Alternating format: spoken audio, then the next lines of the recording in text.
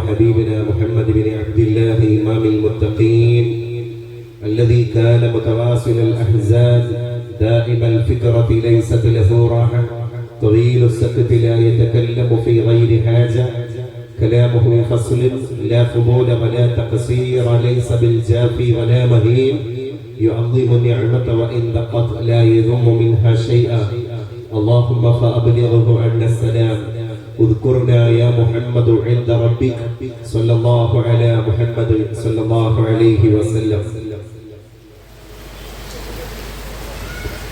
إذا مات إنسان فخمس لخمسة ولحم لديدان وعظم لتربة ومال لغراب وروح لقابض وعمل لمظلوم فعملا بيقظتي. واعلموا يا أمة سيدنا وحبيبنا محمد صلى الله عليه وسلم. സ്നേഹസമ്പന്നമായ തൻവീറുൽ ഇസ്ലാം മദ്രസയുടെ 62ാമത് വാർഷികത്തിന്റെ ഭാഗമായിട്ട് നമ്മൾ ഇതേ മതകലാലയത്തിന്റെ മുറ്റത്ത് സംഘടിപ്പിച്ചിരിക്കുന്ന ഐതിഹാസികമായ മതപ്രബോധന പ്രചാരണ ആത്മീയ സദസ്സിലാണ് നമ്മളെല്ലാവരും സാമോദം സംബന്ധിച്ചു കൊണ്ടിരിക്കുന്നത്. ഒരു ഭാഗത്ത് അല്ലാഹുവിന്റെ റഹ്മത്തായ മഴയുടെ ഓരോ ഗണങ്ങളും ഭൂമിയെ കഴുകി തലോടി ഒഴുകി പരന്നുകൊണ്ടിരിക്കുകയാണ്. മറ്റൊരു ഭാഗത്ത് നമ്മളെല്ലാവരും ഒരു ഇൽമിന്റെ മജ്‌ലിസിൽ അല്ലാഹുവിന്റെ ഹഫളത്തിന്റെ മലായികത്തിന്റെ കൂടെ സാന്നിധ്യം അറിയിച്ചു കൊണ്ടിരിക്കുകയാണ്. ഒരുപാട് നന്മകളുടെ ഒരു സമ്മേളനം എന്ന് വേണമെങ്കിൽ നമുക്ക് ഇത്തരത്തിലുള്ള കൂടിച്ചേരലുകളെ വിലയിരുത്താം. വേദിയുടെ ഉദ്ഘാടന കർമ്മം നിർവഹിച്ച ആദരണീയനായ ആരിഫ് വൈദി എന്റെ പ്രിയപ്പെട്ട സഹൃദയനായ സ്നേഹിതനാണ്. ഈ മഹല്ല് ജമാഅത്തിന്റെ ഖതീബ്. വേദിയെ പ്രാർത്ഥന കൊണ്ട് നമുക്ക് തുടങ്ങി തന്ന അഭിവന്യനായ നമ്മുടെ മുത്തുതങ്ങളുടെ അഭിവന്യ പുത്രനും നമ്മുടെ നാടിന്റെ ആത്മീയ ദിശാബോധവും ഒക്കെയായ സയ്യിദ് ശിഹാബുദ്ദീൻ തങ്ങൾ അവർകൾ, ഇവിടെ അധ്യക്ഷ പദവി അലങ്കരിച്ചു കൊണ്ടിരിക്കുന്ന മദ്രസയുടെ പ്രസിഡന്റ് മുഹമ്മദ് സാഹിബ്, അതുപോലെ തന്നെ സെക്രട്ടറി മേലതിൽ അബ്ദുൽ അസീസ് സാഹിബ്, അതുപോലെ റഫീഖ് സാഹിബ്, മുഹമ്മദ് കുട്ടി ദാരിമി, ത്വയ്യിബ് ഫൈദി, അബ്ദുറഹ്മാൻ ഹൈതമി, ഹൈദരലി ജലാലി, മുഹമ്മദ് സാഹിബ്, അതുപോലെ തന്നെ നാഫി റഹ്മാനി തുടങ്ങി ഞാൻ പേര് പരാമർശിച്ചവരും അല്ലാത്തവരും ഒക്കെയായ ഈ കർമ്മധീരമായ കാൽവെപ്പിന്റെ അണിയറ ശില്പികളും ഈ വേദിയുടെ ക്ഷണിതാക്കളും സാന്നിധ്യങ്ങളും ഒക്കെയായ ബഹുമാന്യ വ്യക്തിത്വങ്ങളെ, എന്നെ കേട്ടുകൊണ്ടിരിക്കുന്ന സഹോദരി സഹോദരങ്ങളെ, നാട്ടുകാരെ, ഉമ്മ പയ്യന്മാരെ, ജ്യേഷ്ഠാനുജന്മാർ, ചെറിയൊരു പനിയുടെ ബുദ്ധിമുട്ടുമായിട്ടാണ് ഞാൻ ഇന്നലെ തുടങ്ങിയ ഒരു പണിയാണ്. എന്റെ ശബ്ദമൊക്കെ ആകെ മാറിയിട്ടുണ്ട്. അതിന്റെ ഒരു ചെറിയൊരു ക്ഷീണവും ആലസ്യവും ഒക്കെ തന്നെ ഈ ഒരു സന്ദർഭത്തിൽ അനുഭവപ്പെട്ടുകൊണ്ടിരിക്കുന്നു. ഞാനത് മനഃപൂർവ്വം പറയാതിരുന്നതാണ്. ക്ഷണിക്കുമ്പോ അല്ലെങ്കിൽ ഇങ്ങനെ ഉണ്ട് എന്ന് പറഞ്ഞാൽ തന്നെ പിന്നെ സംഘാടകർക്ക് അതിന്റെ ഒരു ആശങ്കയായിരിക്കും. നേരെ വന്ന് നമ്മൾ കഴിയും വിധം സംസാരിച്ചു പോകുക എന്നുള്ളതാണല്ലോ അതിന്റെ ഒരു നീതി എന്ന് മനസ്സിലാക്കിയിട്ടാണ് പിന്നെ അഭിഷേകമായിട്ട് ഞാൻ പ്രിയപ്പെട്ട റഹ്മാനി അവർകൾ വിളിച്ചപ്പോഴും ബന്ധപ്പെട്ടപ്പോഴൊന്നും ഉണർത്താതിരുന്നത് എന്നർത്ഥം. ഏതായാലും ഞാൻ സുദീർഘമായ രാമകത്തിലേക്ക് കടക്കുന്നില്ല, എത്രയും പെട്ടെന്ന് വിഷയത്തിലേക്ക് പ്രവേശിക്കുകയാണ്. നമ്മുടെ മതകലാലയം ഒരു പഴയകാല മുത്തശ്ശി കലാലയമാണ്. ഒരു ഉഗ്ര പ്രതാപം, 6 പതിറ്റാണ്ടിന്റെ ഒരു വലിയ പ്രതാപം. അങ്ങനെ ഒരു പ്രതാപിയെ പോലെ ഒരുപാട് തലമുറകളെ ദീനീ സപര്യയെ വാർത്തെടുത്ത ഒരു പാരമ്പര്യമുള്ള ഒരു കലാലയമാണ്. ആ മദ്രസയുടെ മുന്നോട്ടുള്ള പ്രയാണത്തിന് നമുക്കറിയാം, നേരത്തെ ഇവിടെ സംസാരിച്ചു, നമുക്കൊരു ഓഡിറ്റോറിയം, അത്യാവശ്യം പരിപാടികളൊക്കെ തന്നെ ഒരു 10, 800, 1000ന്റെ ചോടെയുള്ള ആളുകളൊക്കെ വെച്ചിട്ടുള്ള അത്യാവശ്യ പരിപാടികൾക്കൊക്കെ തന്നെ ഈ മദ്രസയുടെ ഓഡിറ്റോറിയം പ്രൊവൈഡ് ചെയ്യാൻ കഴിയും. പക്ഷേ മാറിയ കാലമാണ്. ഒരുപാട് കൺസേണുകൾ ഏത് ഇവന്റുകൾക്കും ഉണ്ടാകും. ഇവന്റ് മാനേജ്മെന്റുകൾ തന്നെ കാലത്തിന്റെ കൺസേണുകൾ നോക്കിയിട്ടാണ് അവരുടെ റിക്വയർമെന്റുകൾ പോലും തയ്യാറാക്കാറ്. പകരം ചിന്തിക്കുകയാണെങ്കിൽ കാലോചിതമായ എക്സ്റ്റൻഷൻ വർക്കുകളും അൾട്രേഷൻ വർക്കുകളും ബ്യൂട്ടിഫിക്കേഷൻ വർക്കുകളും ഒക്കെ തന്നെ നമ്മുടെ മദ്രസക്കും അനിവാര്യമാണ്. മദ്രസയുടെ ഓഡിറ്റോറിയത്തിൽ എന്നിട്ട് അതിന് കാലോചിതമായ രീതിയിലുള്ള അതിന്റെ പിന്നെ റെന്റുകളും മറ്റു കാര്യങ്ങളൊക്കെ തന്നെ പരിഷ്കരിച്ച് നമ്മുടെ മദ്രസക്ക് ഒരു സ്ഥിര സംവിധാനം ഉണ്ടാകുന്ന രീതിയിൽ ഒരു മൂലധനമാണ്, അതൊരു ക്യാപിറ്റലാണ്. ക്യാപിറ്റൽ എന്ന് പറയുന്നത് തന്നെ വിത്തെടുത്ത് ചോദിക്കാൻ പാടില്ല എന്ന് പറയും പഴയ കാരണന്മാർ. എന്ന് പറഞ്ഞാൽ വിത്ത് അത് നശിക്കാതെ അടുത്ത കാർഷിക വൃത്തിക്കുള്ളതാണ്, അതിൽ നിന്നാണ് ഇൻകം ജനറേറ്റ് ചെയ്യപ്പെടുന്നത്. അതേപോലെ ഈ മദ്രസയെ സംബന്ധിച്ചിടത്തോളം ഒരു ഇൻകം ജനറേറ്റ് ചെയ്ത് കൊടുക്കുന്ന ഒരു സംവിധാനമാണല്ലേ ഈ ഓഡിറ്റോറിയം.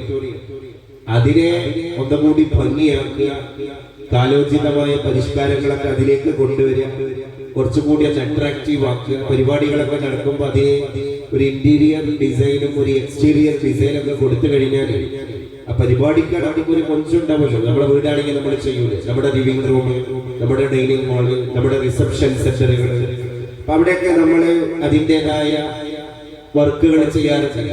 ഇതൊരു പൊതു പരിപാടികളൊക്കെ നടക്കുന്ന സ്ഥലമാകുമ്പോൾ പ്രത്യേകിച്ചും പല നാട്ടിൽ നിന്നുള്ള ആളുകളൊക്കെ വരുന്ന ഒരു സ്ഥലമല്ലേ. അപ്പൊ അയ്യേ എന്ന് പറയാത്ത കോലത്തിന് അതിന്റെ അഭംഗിയെ മാറ്റിയിട്ട് അതിനെ ഭംഗി മോടി പിടിപ്പിക്കുക എന്നുള്ളത് അതൊരു അനിവാര്യതയാണ്. ഞാൻ പറയുന്നത് അതൊരു പ്രൈമറി നീഡായിട്ട് തന്നെ നമ്മൾ മനസ്സിലാക്കണം. അത് സെക്കൻഡറി നീഡൊന്നുമല്ല, വളരെ അടിയന്തരമായിട്ട് യുദ്ധകാലാടിസ്ഥാനത്തിൽ നമ്മൾ ചെയ്യേണ്ട കാര്യം. അങ്ങനെയാകുമ്പോൾ ചിത്രം മാറും, അതിന്റെ മുഖചിത്രം മാറും, അപ്പൊ പരിപാടികളുടെ സ്വഭാവം മാറും. അങ്ങനെ തന്നെയല്ലേ ഇപ്പോ നമ്മൾ പുറത്തേക്കൊക്കെ ഇറങ്ങിക്കഴിഞ്ഞാല് സ്റ്റാർ ഫെസിലിറ്റീസ് ഉള്ള ഹോട്ടലുകളൊക്കെ കൊടുക്കുന്ന റിക്വയർമെന്റുകൾ നോക്കേണ്ടി നമ്മൾ. അപ്പൊ അതിന്റെ ഒരു സ്റ്റാൻഡേർഡ് അവിടെ കാണാൻ കഴിയും. അപ്പൊ എത്രമാത്രം അതിന്റെ നിലവാരം വർദ്ധിക്കുന്നുവോ അപ്പോഴാണ് പരിപാടികളൊക്കെ തന്നെ ആ നിലവാരത്തിൽ ഇവിടെ വരികയുള്ളൂ. അങ്ങനെ ആ രീതിയിൽ നമ്മുടെ ഓഡിറ്റോറിയത്തെ ആക്കി മാറ്റല് നമ്മുടെ ഒരു കാലോചിതമായ അനിവാര്യതയാണ്. ഇതാണ് പ്രത്യേകിച്ച് അത് മദ്രസക്കാണ് അതിന്റെ ഇൻകം കൊടുക്കണം. അതിൽ നിന്ന് വരുന്ന വരുമാനങ്ങളൊക്കെ തന്നെ നമ്മുടെ മദ്രസ അല്ലലില്ലാതെ അലട്ടലില്ലാതെ മുന്നോട്ട് പോകാൻ ഒരു സഹായകമാകുമെങ്കിൽ ഇന്നത്തെ കാലത്തൊന്നും വലിയ പ്രശ്നം ഉണ്ടാകൂല. അപ്പൊ വരിസംഖ്യ വളരെ തുച്ഛമായ വരിസംഖ്യ, പേരിന് മാത്രമുള്ള വരിസംഖ്യ 10-60,000 രൂപയുടെ മുകളിൽ ഒരു മാസത്തിൽ തന്നെ ചെലവ് വരിക. ആകെ ഈട്ടിക്കൂട്ടിയാല് 2.5 ലക്ഷത്തിന്റെ മുകളിലോ 3 ലക്ഷത്തിന്റെ താഴെയോ മാത്രം വാർഷിക വരിസംഖ്യയായി കിട്ടുന്നിടത്ത് നമുക്ക് എങ്ങനെയാണ് ഈ സംവിധാനത്തെ കൊണ്ടുപോകാൻ കഴിയുക? പ്രത്യേകിച്ച് ഇന്നത്തെ ഒരു കാലഘട്ടത്തിൽ കണ്ണ് മഞ്ഞളിച്ചു കൊണ്ടിരിക്കുന്ന കാലമാണ്. നമ്മുടെ കുട്ടികളൊന്ന് പുറത്തിറങ്ങി കഴിഞ്ഞാൽ വളരെ പെട്ടെന്ന് തെറ്റിലേക്ക് വഴുതി വീഴുന്ന ഒരു കാലഘട്ടമാണ്. ആരാണ്, ഏതൊരു സംവിധാനമാണ് അവരെ തെറ്റിൽ നിന്ന് മാർഗഭ്രംശങ്ങളിൽ നിന്ന് തടഞ്ഞു നിർത്തുക? CCTV-കളാണോ? നമ്മൾ ട്രേസ് ചെയ്യുന്ന ക്യാമറകളാണോ? ഏതെങ്കിലും രീതിയിലുള്ള മറ്റേതെങ്കിലും AI സാങ്കേതിക വിദ്യകളാണോ? നമ്മൾ സ്ട്രിക്റ്റ് ആവലാണോ? അതിന്റെ അപ്പുറത്ത് അവരെ കൽബിന്റെ ഉള്ളിൽ നമ്മൾ കെട്ടിക്കൊടുക്കുന്ന അദബിന്റെ ഒരു മതിൽക്കെട്ടുണ്ട്. അതിനേക്കാൾ ബലിഷ്ഠമായ ഒരു സെക്യൂരിറ്റി വാള്, ഒരു സുരക്ഷാ മതില് വേറെയില്ല. അതാണ് ആ വാള് കെട്ടിക്കൊടുക്കുന്ന ഫാക്ടറിയാണ് മദ്രസ. നമ്മൾ പറയാറുണ്ട് ഉപ്പയില്ലാത്ത കുട്ടിയാണ് യതീം. അതിനേക്കാൾ അനാഥരായ കുട്ടികൾ ഈ നാട്ടിലുണ്ട്. ഒരു അറേബ്യൻ കവി നമുക്ക് പാടിത്തന്ന പോലെ ലൈസൽ യതീമുല്ലദീ ഖദ് മാത വാലിദുഹു ബാലിൽ യതീമുൽ യതീമുൽ ഇൽമി വൽ അദബി. ഉപ്പ മരിച്ചുപോയ മക്കളെ പറ്റി നിങ്ങളാരും യതീം യതീം എന്ന് വിളിക്കണ്ട. കാരണം അവരെ ഏറ്റെടുക്കാൻ ഇവിടെ ഒരുപാട് സംവിധാനങ്ങളുണ്ട്, ഒരുപാട് NGO-കളുണ്ട്, ഒരുപാട് യതീംഖാനകളുണ്ട്. ബന്ധുക്കൾ പോലും അത്തരം കുട്ടികളെ ഏറ്റെടുക്കുന്നതാണ്. സന്നദ്ധ സംഘടനകൾ ഏറ്റെടുക്കുന്നതാണ്, മതസംഘടനകൾ ഏറ്റെടുക്കുന്നതാണ്, രാഷ്ട്രീയ പാർട്ടികൾ ഏറ്റെടുക്കുന്നതാണ്, നാട്ടിലെ ക്ലബ്ബുകൾ ഏറ്റെടുക്കുന്നതാണ്, സാംസ്കാരിക മൂവ്മെന്റുകൾ ഏറ്റെടുക്കുന്നതാണ്. ആരാണ് പിന്നെ യതീം? അതുകൊണ്ട് ബാപ്പ മരിച്ചുപോയ കുഞ്ഞുമക്കളെ ഏറ്റെടുക്കാൻ ഇവിടെ ഒരുപാട് സിസ്റ്റങ്ങളുള്ള ഈ കാലഘട്ടത്തിന്റെ മുറ്റത്ത് ആരാണ് പിന്നെ യഥാർത്ഥ യതീം? ബാലിൽ യതീമുൽ യതീമുൽ ഇൽമി വൽ അദബി. യഥാർത്ഥ യതീം എന്ന് പറയപ്പെടുന്നവൻ ഇൽമും അദബും കിട്ടേണ്ട സമയത്ത് അത് കിട്ടാതെ പോയ കുട്ടിയാണ്. അത് എവിടുന്ന കിട്ടുക? ഞാൻ പറഞ്ഞത് ഇത് മോൾഡിംഗ് ഫാക്ടറിയാണ് എന്ന് പറയാൻ കാരണം നമ്മളെ കുട്ടികൾ എങ്ങനെ മെന്റലി മോൾഡ് ചെയ്യുന്ന ഒരു നിർമ്മാണശാലയാണ് ഈ മദ്രസ.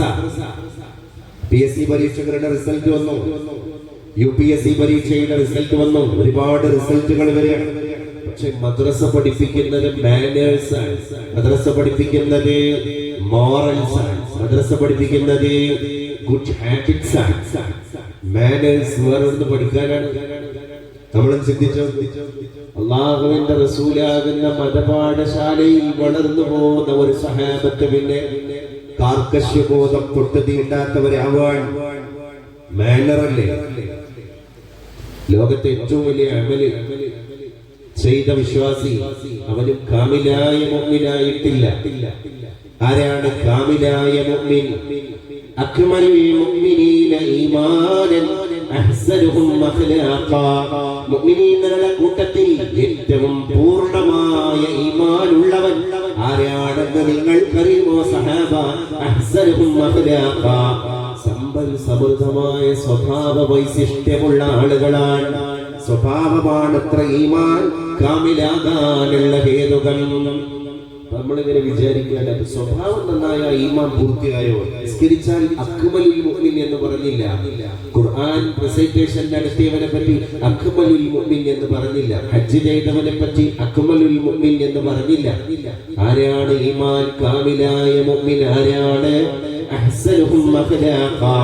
ഏറ്റവും ശ്രേഷ്ഠമായ സമ്പൽ സമൃദ്ധമായ സ്വഭാവമുള്ള ആളാണ്. അങ്ങനെയെങ്കിൽ എന്താണ് സ്വഭാവം? ദുശ്മൻ സേ ന ബദലാ ലിയാ ഹസ്രത് ने कभी भी मारा भी तो अखलाक के तलवार से मारा. അല്ലാമ ഇഖ്ബാൽ പുണ്യനബിയെ പറ്റി പാടിത്തന്ന കവിതയാണ്. ദുശ്മൻ സേ ന ബദലാ ലിയാ ഹസ്രത് ने कभी भी. ഇങ്ങോട്ട് വന്നിട്ട് ആക്രമിച്ച ശത്രുവിനോട് അതേ നാണയത്തിൽ ഒരിക്കൽ പോലും അക്രമം, പ്രതികാര നടപടി, പ്രതിരോധ നടപടി സ്വീകരിച്ചിട്ടില്ല. പരിശുദ്ധ തിരുമേനി മുഹമ്മദ് മുസ്തഫ സല്ലല്ലാഹു അലൈഹി വസല്ലം. മാറാ ബീതോ. ഇനി അല്ലാഹുവിന്റെ റസൂലിനാരും ഇങ്ങോട്ട് ആക്രമിച്ച ശത്രുവിനെ അങ്ങോട്ട് ആക്രമിക്കാൻ വേണ്ടി അടിച്ചിട്ടുണ്ടെങ്കിൽ, വെട്ടിയിട്ടുണ്ടെങ്കിൽ, പ്രഹരിച്ചിട്ടുണ്ടെങ്കിൽ ഏതൊരു ആളുകൊണ്ടാണ് പരിശുദ്ധ റസൂൽ തന്നെ ഇങ്ങോട്ട് ആക്രമിച്ച ശത്രുവിനെ തിരിച്ചു വെട്ടിയ പടവാളി ഏതാണ്? അഖ്ലാഖ് കേ തൽവാർ സേ മാറാ. അത് സൽസ്വഭാവത്തിന്റെ ഘടകമാണ്. അത് സമ്പൽ സമൃദ്ധമായ പുഞ്ചിരിയാകുന്ന പടവാളാണ്. പുഞ്ചിരി ഒരു പടവാളാണ്. പുഞ്ചിരി ഒരു പടവാളാണ്. അതാണ് ഈ ദേ റെസ്പെക്ട് യു. വേറുള്ള ആൾക്കാർ നിന്നെ വന്ന് ആദരിച്ചു കഴിഞ്ഞാൽ പ്ലീസ് റെസ്പെക്ട് ദം. നമ്മൾ തിരിച്ച് അവരെ ആദരിക്കണം. അത് ശരിയാ. അടുത്ത ഒരു തത്വം എന്താണ്? If they disrespect you, still respect them because you respect yourself, not others. ഈ ആദ്യത്തെ ഓക്കെ നമുക്ക് അംഗീകരിക്കാൻ പറ്റുന്നതല്ല. വേറൊരാള് നമ്മളെ ആദരിച്ച് അപ്പൊ തിരിച്ച് അയാൾ ആദരിക്കണം. അത് സ്വാഭാവികമായിട്ടും നമുക്ക് മനപ്രയാസമില്ലാതെ ചെയ്യാൻ പറ്റുന്ന ഒരു നമ്മളെ കൂടി ഒരു മോട്ടീവാണ്. പക്ഷേ അടുത്ത സ്റ്റെപ്പ് എന്താണ്? ഇഫ് ദേ ഡിസ്റെസ്പെക്ട് യു, അവര് നിന്നെ അനാദരിച്ചു, നാലാളെ ഇടയിലിട്ട് നിന്നെ വഷളാക്കി, അല്ലെങ്കിൽ നിന്റെ കായികമായിട്ട് അറ്റാക്ക്, അല്ലെങ്കിൽ നിന്റെ മുഖത്ത് നോക്കിയിട്ട് റൂഡായിട്ട് സംസാരിച്ചു, വളരെ പരിശ്രമമായിട്ട് സംസാരിച്ചു, അല്ലെങ്കിൽ വേറുള്ള ആളുകളുടെ മുമ്പിൽ നിന്റെ അഭിമാനത്തെ പിച്ചു ചീന്തി. അത് ഓൺലൈനിലാവാം, ഓഫ്ലൈനിലാവാം. ഇപ്പൊ വാട്സപ്പ് ഗ്രൂപ്പിൽ നമ്മളെ അവഹേളിക്കുക, സോഷ്യൽ മീഡിയയിൽ ഇട്ടിട്ട് നമ്മളെ എന്ത് ചെയ്യുക? നമ്മളെ മതിപ്പുകളെ കളയുക, നമ്മളെ റെസ്പെക്റ്റുകളെ ഇടിച്ചു താഴ്ച, നമ്മളെ പേഴ്സണാലിറ്റിയെ തകർത്ത് തരിപ്പണമാക്കുക. ഇതൊക്കെ ചെയ്തു. അതാണ് ഈ ഡിസ്റെസ്പെക്ട് യു. അവര് നിന്നെ അനാദരിച്ചു. അത് എവിടെയും ആവാം. സോഷ്യൽ മീഡിയയിലാവാം, കുടുംബത്തിലാവാം, ഒരു പൊതുസഭയിലാവാം, ജനങ്ങൾക്കിടയിലാവാം, എവിടെയാവട്ടെ. സ്റ്റിൽ അപ്പോഴും റെസ്പെക്ട് ദം. നീ തിരിച്ച് അവരെ ആദരിക്കുക. കാരണം you respect yourself, not others. നീ ആദരിക്കുന്നത് നിന്നെയാണ്, മറ്റുള്ളവരെയല്ല.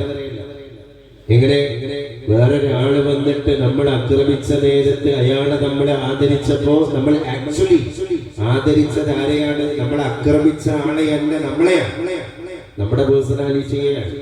ചില കുട്ടികൾ വളരെ പൊളൈറ്റ്നെസ്സോടുകൂടെ വലിയ ആൾക്കാരോടൊക്കെ ആദരം കാണിക്കുമ്പോൾ ആ കുട്ടി ശരിക്കും ആദരിച്ചത് മൂത്ത ആൾക്കാരെയല്ല, ആ കുട്ടിയെയാണ് എന്ന് നമ്മൾ പറയാറുണ്ട്. കാരണം എന്താ?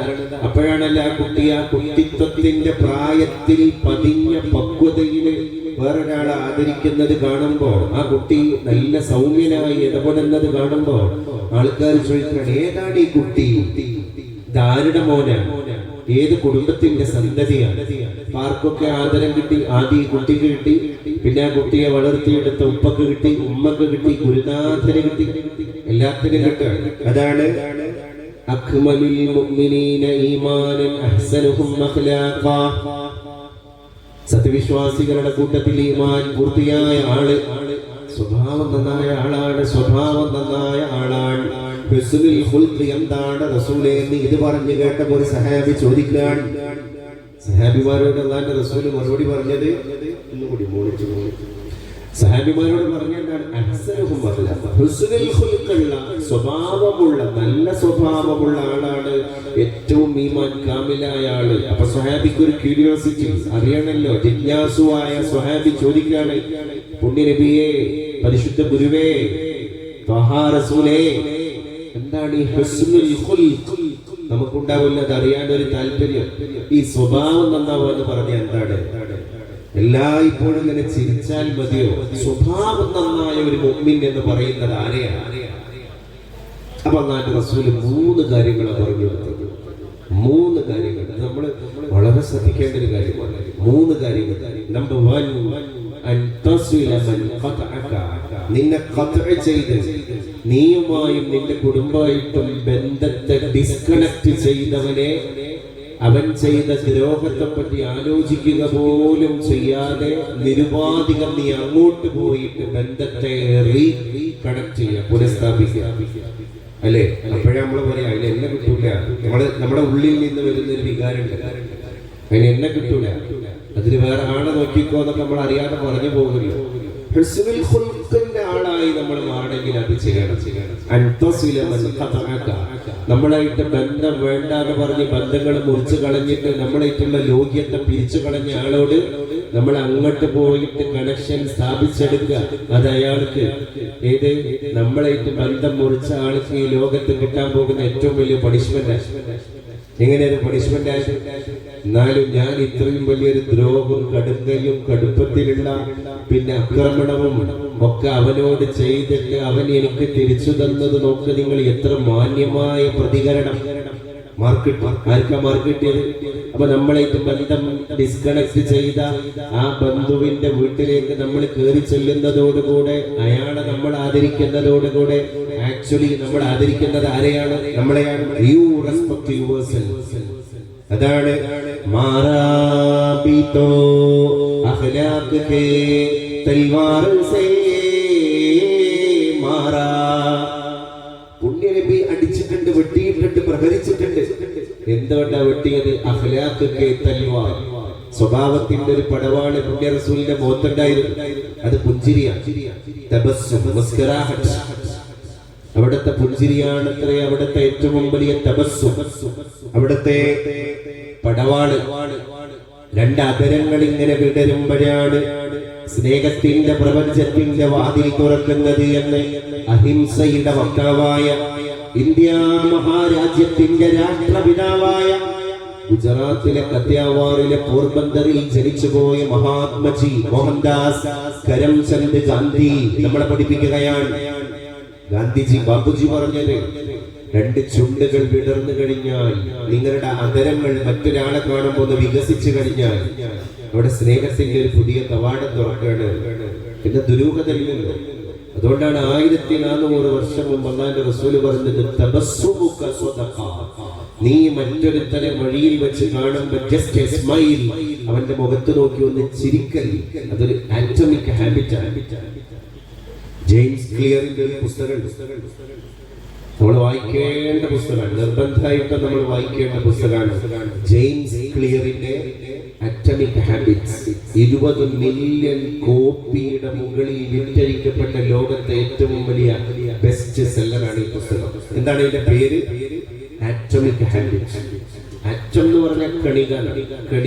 ജീവിതത്തിലെ കൊച്ചു കൊച്ചു കാര്യങ്ങളെ നമുക്ക് ഡെയിലി റുട്ടീന്റെ ഭാഗമാക്കി മാറ്റി കഴിഞ്ഞാൽ ഒരു കൊല്ലം കൊണ്ട് വലിയ വിപ്ലവം സൃഷ്ടിക്കാൻ പറ്റില്ല. അല്ലാതെ ഒരാള് കൊളസ്ട്രോൾ LDL കൊളസ്ട്രോളിനെ HDL കൊളസ്ട്രോൾ ആക്കാൻ വേണ്ടിയിട്ട് ജിംനേഷ്യത്തിൽ പോകണം എന്ന് പറയുമ്പോഴേക്ക് ഒറ്റ ദിവസം പോയി 6 മണിക്കൂർ വർക്ക്ഔട്ട് ചെയ്ത് സന്ധ്യ തുറങ്ങിപ്പോയി മസിലുകൾക്ക് പരിക്ക് പറ്റി, പിന്നെ ഡിപ്രഷൻ മോഡിലേക്ക് പോയി, ശരീരത്തിന് എന്തൊക്കെയോ സാഹസങ്ങൾ വന്നുപെട്ട് അങ്ങനെ ചെയ്യാനല്ല പറഞ്ഞത്.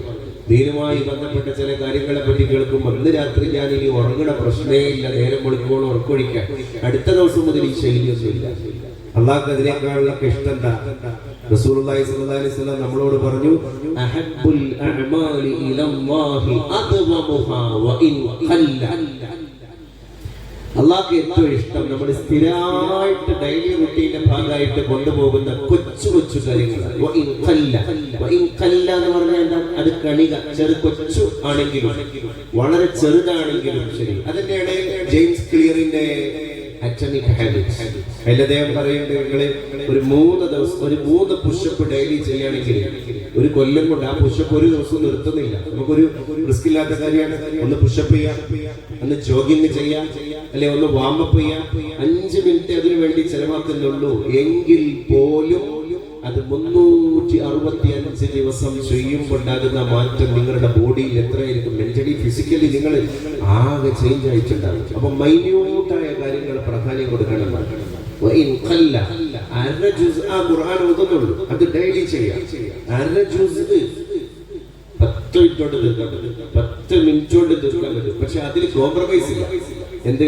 ഞാൻ യാത്രയിലാണെങ്കിലും അതും, ഞാൻ ട്രാവലിലാണെങ്കിലും, ഞാൻ ബിസി ആണെങ്കിലും, ഞാൻ സിക്കായി കിടക്കുകയാണെങ്കിലും ആ ഖുർആൻ എനിക്ക് വരും. എസ്പെഷ്യലി ഇന്നത്തെ കാലത്ത് നോക്ക്, നിങ്ങൾ ഖുർആന്റെ ഒരു ഹാർഡ് കോപ്പി നമ്മളെ കയ്യിൽ കിട്ടല്ല, അതിന്റെ സോഫ്റ്റ് കോപ്പി നമ്മളെ പോക്കറ്റ് കിടക്കുന്നുണ്ട്, മൊബൈലിന്റെ ഡിസ്പ്ലേയിൽ കിടക്കുന്നുണ്ട്. പക്ഷെ ആരുടെ ഖുർആൻ ഓതാൻ എത്ര നമ്മളെ സ്ക്രീൻ ടൈം എത്രയാണ്? നമ്മളൊക്കെ സ്ക്രീൻ ടൈം, ഒരു സ്ക്രീനിൽ നമ്മൾ ഉപയോഗിച്ചുകൊണ്ടിരിക്കുന്ന ടൈം എത്രയാണ്? ഒരു ദിവസത്തെ നമ്മുടെ സ്ക്രീൻ ടൈം എത്രയാണെന്ന് നമ്മൾ നോക്കിക്കഴിഞ്ഞാൽ അത്രയും സമയം നമ്മൾ കുടുംബത്തിൽ നിന്ന് ഓഫാണ്, മൊബൈലിൽ ഓണാണ്. ഒരു സ്ഥലത്ത് ഓണാകുമ്പോൾ വേറെ സ്ഥലത്ത് നമ്മൾ ഓഫായിട്ട്, അപ്പൊ ക്വാളിറ്റി ടൈം നമുക്ക് നഷ്ടപ്പെടുകയാണ്. What you mean by quality time? ലോകത്തെ ഏറ്റവും വലിയ ക്വാളിറ്റി ടൈം ഏതാണ്? ഒരാൾ ഹജ്ജ് ചെയ്യുന്ന സമയമാണ്, തവാഫ് ചെയ്യുന്ന സമയമാണ്, സഅയ് ചെയ്യുന്ന സമയമാണ്, വേദഗ്രന്ഥത്തിന്റെ പാരായണ സന്ദർഭമാണോ? ഭജനമിരിക്കുന്ന എഴുത്തിക്കാഫിരിക്കുന്ന സമയമാണോ? അല്ല.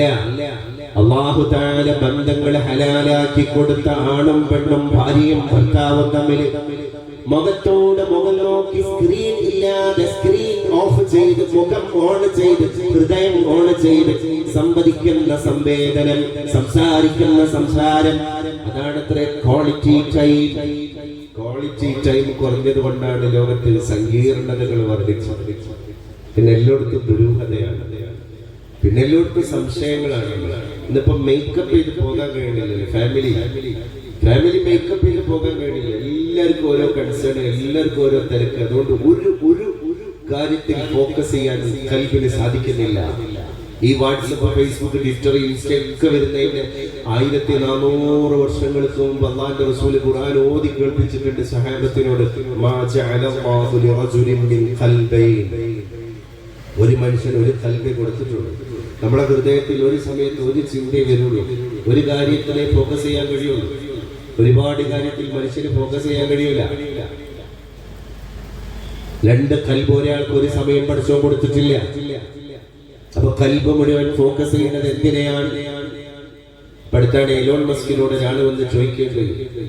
ഒരു ഇന്റർവ്യൂ ചെയ്യുന്ന ഒരു ലേഡി ആങ്കർ, അവിടെ ചോദിക്കുകയാണ്, സന്ധ്യാനേരത്താണ് ഇന്റർവ്യൂ നടന്നുകൊണ്ടിരിക്കുന്നത്, നിങ്ങൾ ടെസ്ലയുടെ മുതലാളിയാണ്, നിങ്ങൾ സ്പേസ് എക്സിന്റെ മുതലാളിയാണ്, സുനിത വില്യംസും ബുച്ച് വിൽമോറും ഗഗൻ അന്തരീക്ഷത്തിന് ബഹിരാകാശ പേടകത്തിൽ യാത്ര ചെയ്ത് 8 ദിവസം അവിടെ പാർക്കാൻ വേണ്ടി പോയത്. ആ ബഹിരാകാശ പേടകത്തിന്റെ വാതക ചോർച്ച കാരണം 9 മാസത്തിന്റെ മുകളിൽ അവർക്ക് അവിടെ ഒരു നിലക്കും ആലോചിക്കാൻ പറ്റാത്ത രീതിയിൽ അവിടെ തങ്ങേണ്ടി വന്നു. അങ്ങനെ സുനിതയും ബുച്ച്വിൽ മോറും 9 മാസം കഴിഞ്ഞിട്ട് ഫ്ലോറിഡയിൽ വന്ന് ഇറങ്ങുന്നത് നാസ അവരെ പറഞ്ഞയച്ച നാസയ്ക്ക് അത് കൊളാബറേറ്റ് ചെയ്യേണ്ടി വന്നു ഇലോൺ മസ്കിന്റെ സ്പേസ് എക്സ് ആയിട്ട്. അങ്ങനെ ലോകത്ത് ഒരുപാട് അത്ഭുതങ്ങൾ സൃഷ്ടിച്ച കോടീശ്വരനാണ്. സാധാരണ അതിനു മുൻപ് വന്ന കോടീശ്വരന്മാരെ പോലെയല്ല ഇലോൺ മസ്ക്. അദ്ദേഹം ഒരുപാട് അത്ഭുതങ്ങൾ കണ്ടുപിടുത്തങ്ങൾ ഇന്നിപ്പോ സാങ്കേതിക വിദ്യകളുടെ സിംഹഭാഗവും അദ്ദേഹത്തിന്റെ കൺട്രോളിലും നിയന്ത്രണത്തിലാണ്. അദ്ദേഹത്തോട് ചോദിക്കുകയാണ്, ഈ ലേഡി ആങ്കർ ചോദിക്കുകയാണ്, ഇപ്പൊ വൈകുന്നേര സമയമായ ഈവനിങ് ആണ്, നിങ്ങളുടെ മൊബൈലിന്റെ സ്ക്രീൻ ടൈം ഇന്നത്തെ ദിവസത്തെ നമ്മളെ ഫോൺ എടുത്താൽ ഇന്ന് നമ്മൾ മൊബൈൽ ഉപയോഗിച്ച സമയം എത്രയാണെന്ന് കിട്ടും. നമ്മൾ ഈ ഫോൺ വാങ്ങിയതിനു ശേഷം നമ്മുടെ ഫോണിന്റെ മൊത്തം സ്ക്രീൻ ടൈം, ഈ സ്ക്രീനിൽ നമ്മൾ ചെലവിട്ട മണിക്കൂറുകൾ എത്രയാണെന്ന് ഫോൺ നമുക്ക് പറഞ്ഞുതരും.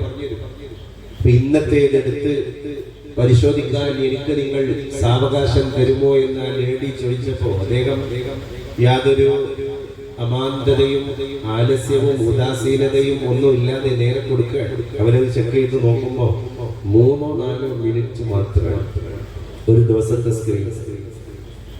ഇത്ര കുറഞ്ഞ സമയം നിങ്ങൾ മൊബൈലിൽ ചെലവഴിക്കുന്നുള്ളൂ എന്ന അത്ഭുതത്തോടു കൂടെ അവർ ചോദിക്കുമ്പോൾ എലോൺ മസ്ക് അതിന് കൊടുക്കുന്ന മറുപടി, അതുകൊണ്ടാണ് നിങ്ങൾ ഇന്റർവ്യൂക്ക് വേണ്ടി മണിക്കൂറുകളോളം കാത്തിരുന്നിട്ട് അപ്പോയിന്റ്മെന്റ് കിട്ടിയ ഈ എലോൺ മസ്ക് ആവാൻ എനിക്ക് കഴിഞ്ഞത് എന്ന് അദ്ദേഹം മറുപടി പറയുന്നു.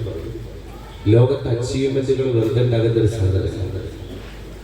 അച്ചീവ്മെന്റുകൾക്ക് പുറകിൽ ഒരുപാട് സാഹസങ്ങൾ. പണ്ട് ജഗമ്മട് പാടിയിട്ടുണ്ട്, വേദന വേദന ലഹരി പിടിക്കും, വേദന ഞാനിതിൽ മുഴുകട്ടെ മുഴുകട്ടെ, മമ ജീവനിൽ നിന്നൊരു മുരളീ മൃദുരവം ഒഴുകട്ടെ. മനസ്സ് വിശാലാകുമ്പോഴാണ്. അപ്പൊ ഹുസ്നുൽ ഖുൽഖ് എന്താണ്? അത് ഉള്ളിൽ നിന്ന് വരുന്ന ഒരു പ്രതിഭാസമാണ്. നമ്മളിങ്ങനെ പരിശീലനം കൊടുക്കുകയാണ് ഹൃദയത്തിന്, കൽബ് നമുക്ക് തന്നെ പരിശീലനം കൊടുക്കുക. അപ്പോഴാണ് സഹാബി ചോദിച്ച ഒന്നാമത്തെ ആ ചോദ്യത്തിന് 3 മറുപടിയാണ്, 3 കാര്യങ്ങളാണ്. ഒന്നാമതായി അല്ലാഹുവിന്റെ റസൂൽ പറഞ്ഞത് ഹുസ്നുൽ ഖുൽഖ് എന്ന് പറഞ്ഞാൽ നിന്നോട് ബന്ധം വിച്ഛേദിച്ച ഒരാളോട് നീ ബന്ധത്തെ പുനഃസ്ഥാപിക്കലാണ്. ഇന്നത്തെ ഒരു പെർസ്പെക്ടീവില് നമ്മൾ അതിനൊന്ന് അനലൈസ് ചെയ്ത് നോക്ക്. കുടുംബത്തിൽ എന്തൊക്കെ പ്രശ്നങ്ങൾ ഉണ്ടാവില്ലേ? നമ്മളായിട്ട് ബന്ധം മുറിച്ച എത്ര ആൾക്കാരുണ്ടാകും, ഫ്രണ്ട്ഷിപ്പ് സർക്കിളിൽ ഉണ്ടാകും, നമ്മളെ ബ്ലഡ് റിലേഷൻഷിപ്പിൽ ഉണ്ടാകും, നമ്മളെ കുടുംബക്കാരുടെ കൂട്ടത്തില്, സ്നേഹിതരുടെ കൂട്ടത്തില്, ഒരുപാട് നാട്ടുകാരുടെ കൂട്ടത്തില്, അയൽവാസികളുടെ കൂട്ടത്തില് നമ്മളെ അവര് തന്നെ ലോഹി ഒഴിവാക്കിയ ആൾക്കാരുണ്ട്. നമ്മൾ എന്ത് ചെയ്യാറ്? ഒന്നിനും പോണ്ട, അതിനെ റീകണക്ട് ചെയ്യാൻ നമ്മൾ ശ്രമിക്കുക. അത് ലോകത്തെ ഏറ്റവും വലിയൊരു വിജയമാണ്, വലിയ വിജയമാണ്. നമ്മൾ വിചാരിക്കും, അയ്യോ എന്റെ ഇസ്സത്തൊക്കെ ഞാൻ കളഞ്ഞു കുളിച്ചില്ലേ. അങ്ങനെ അതാണ് ഇസ്സത്ത്, ഒരു മനുഷ്യന്റെ ഇസ്സത്ത് അതാണ്. തായിഫിന്റെ മണ്ണിൽ നടന്നുപോയ നബിയെ പറ്റി ആലോചിച്ചു, പ്രസ്റ്റീജ് പ്രിവിലേജ് ആലോചിച്ചു. എന്തൊക്കെ ചെയ്തു? കല്ലാൽ ചില പേർ അടിത്താറുകൾ, കൊടും കൊല്ലാൻ പലരെയും വിധിത്താറുകൾ, എല്ലാ തുയരത്തെയും സഹിത്താർ നബി അല്ലാഹ് ഒരുവനി കേടുരത്താർ. ത്വായിഫ് നഗരത്തെ വീതിയിലേ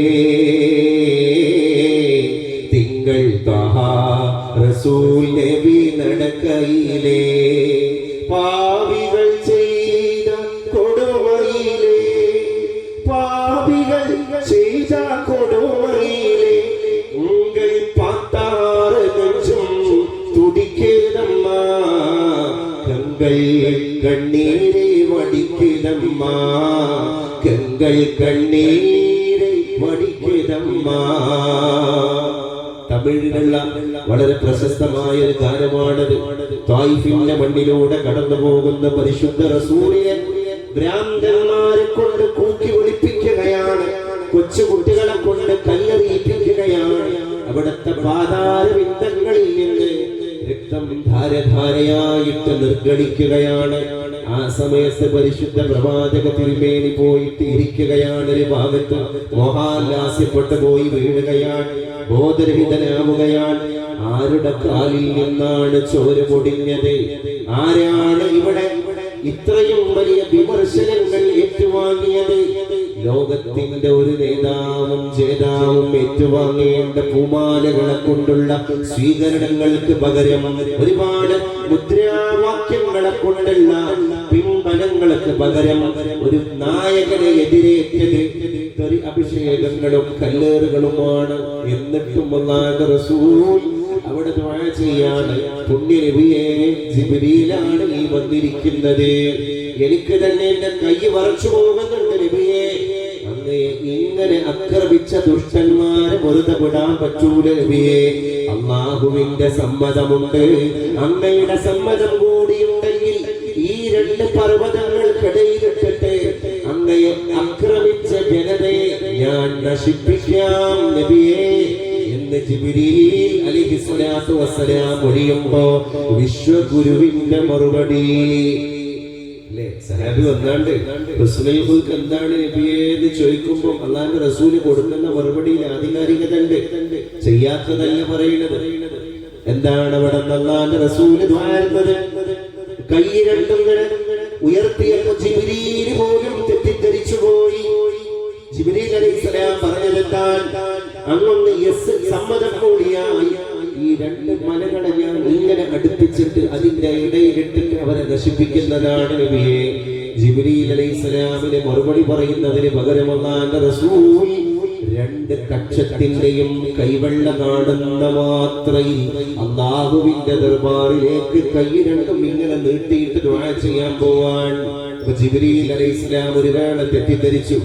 ജിബ്രീലിനോട് പറയുന്നതിന് പകരം മുസ്തഫ നബി അല്ലാഹുവിനോട് പറയാൻ പോവാണ്, എന്നെ ആക്രമിച്ച ശത്രുക്കളെ ഇനി ബാക്കി വെക്കല്ല റബ്ബേ എന്ന് പരിശുദ്ധ റസൂൽ റബ്ബിനോട് നേരിട്ട് പറയാതിരിക്കുമെന്ന് ധരിച്ചുപോയ ജിബ്രീൽ അലൈഹിസ്സലാത്തു വസ്സലാമിന്റെ ധാരണയെ തെറ്റിച്ച് കളഞ്ഞിട്ട് അല്ലാഹുവിന്റെ റസൂൽ മറുപടി പറയാണ്, അല്ലാഹുമ്മ ഗ്ഫിർ ലിഖൗമി വഇന്നഹും ലാ യഅലമൂൻ.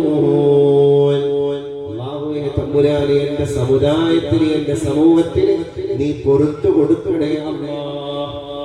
ബക്കറ്റ് പോയിക്കോട്ടെ പ്രിയപ്പെട്ടവരെ, ബക്കറ്റ് വിട്ട് നമ്മളെ സംഘാടകർ കാണുന്നുണ്ട്. എല്ലാവരും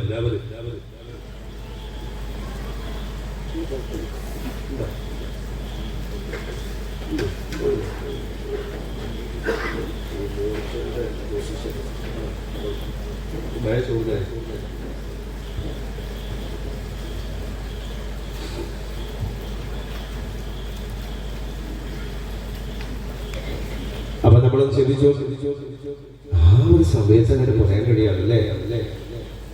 ആ ഒരു സമയത്താണല്ലോ പറയുന്നത്. എപ്പോ കാലിൽ നിന്ന് ചോര ഇങ്ങനെ ഒഴുകാൻ നമ്മൾക്കൊക്കെ എന്തെങ്കിലുമൊക്കെ ഒരു എന്റെ പ്രസ്റ്റീജിൽ അത് മോശമാണ്, ആരെങ്കിലും നമ്മളെ തെറി വിളിച്ച്, അല്ലെങ്കിൽ ആരെങ്കിലും നമ്മളോടുള്ള ബന്ധങ്ങൾ ഡിസ്കണക്ട് ചെയ്ത്, ആരെങ്കിലും നമ്മളെ മോശമായിട്ട് ചിത്രീകരിച്ച് ഇപ്പൊ നമ്മൾ ചിന്തിക്കുന്നത് എന്റെ ഫ്രണ്ട് എനിക്ക് കാണിച്ചു തന്ന മാതൃക എന്ത് ആലോചിക്കണ്ട. നമ്മളെ റോൾ മോഡൽ മുഹമ്മദ് മുസ്തഫ ഇത്രയും വലിയൊരു പൊസിഷനിൽ നിന്നിട്ട് അല്ലാഹുവിന്റെ റസൂല് പറയും, അല്ലാഹുമ്മ ഗ്ഫിർ ലി ഖൗമി, പഠിച്ചോനെ നിനക്ക് ആക്രമിച്ച ജനതയ്ക്ക് നീ മാപ്പ് കൊടുക്ക് റബ്ബേ, ഫഇന്നഹും ലാ യഅലമൂൻ, അറിവില്ലാത്തവരാണ്.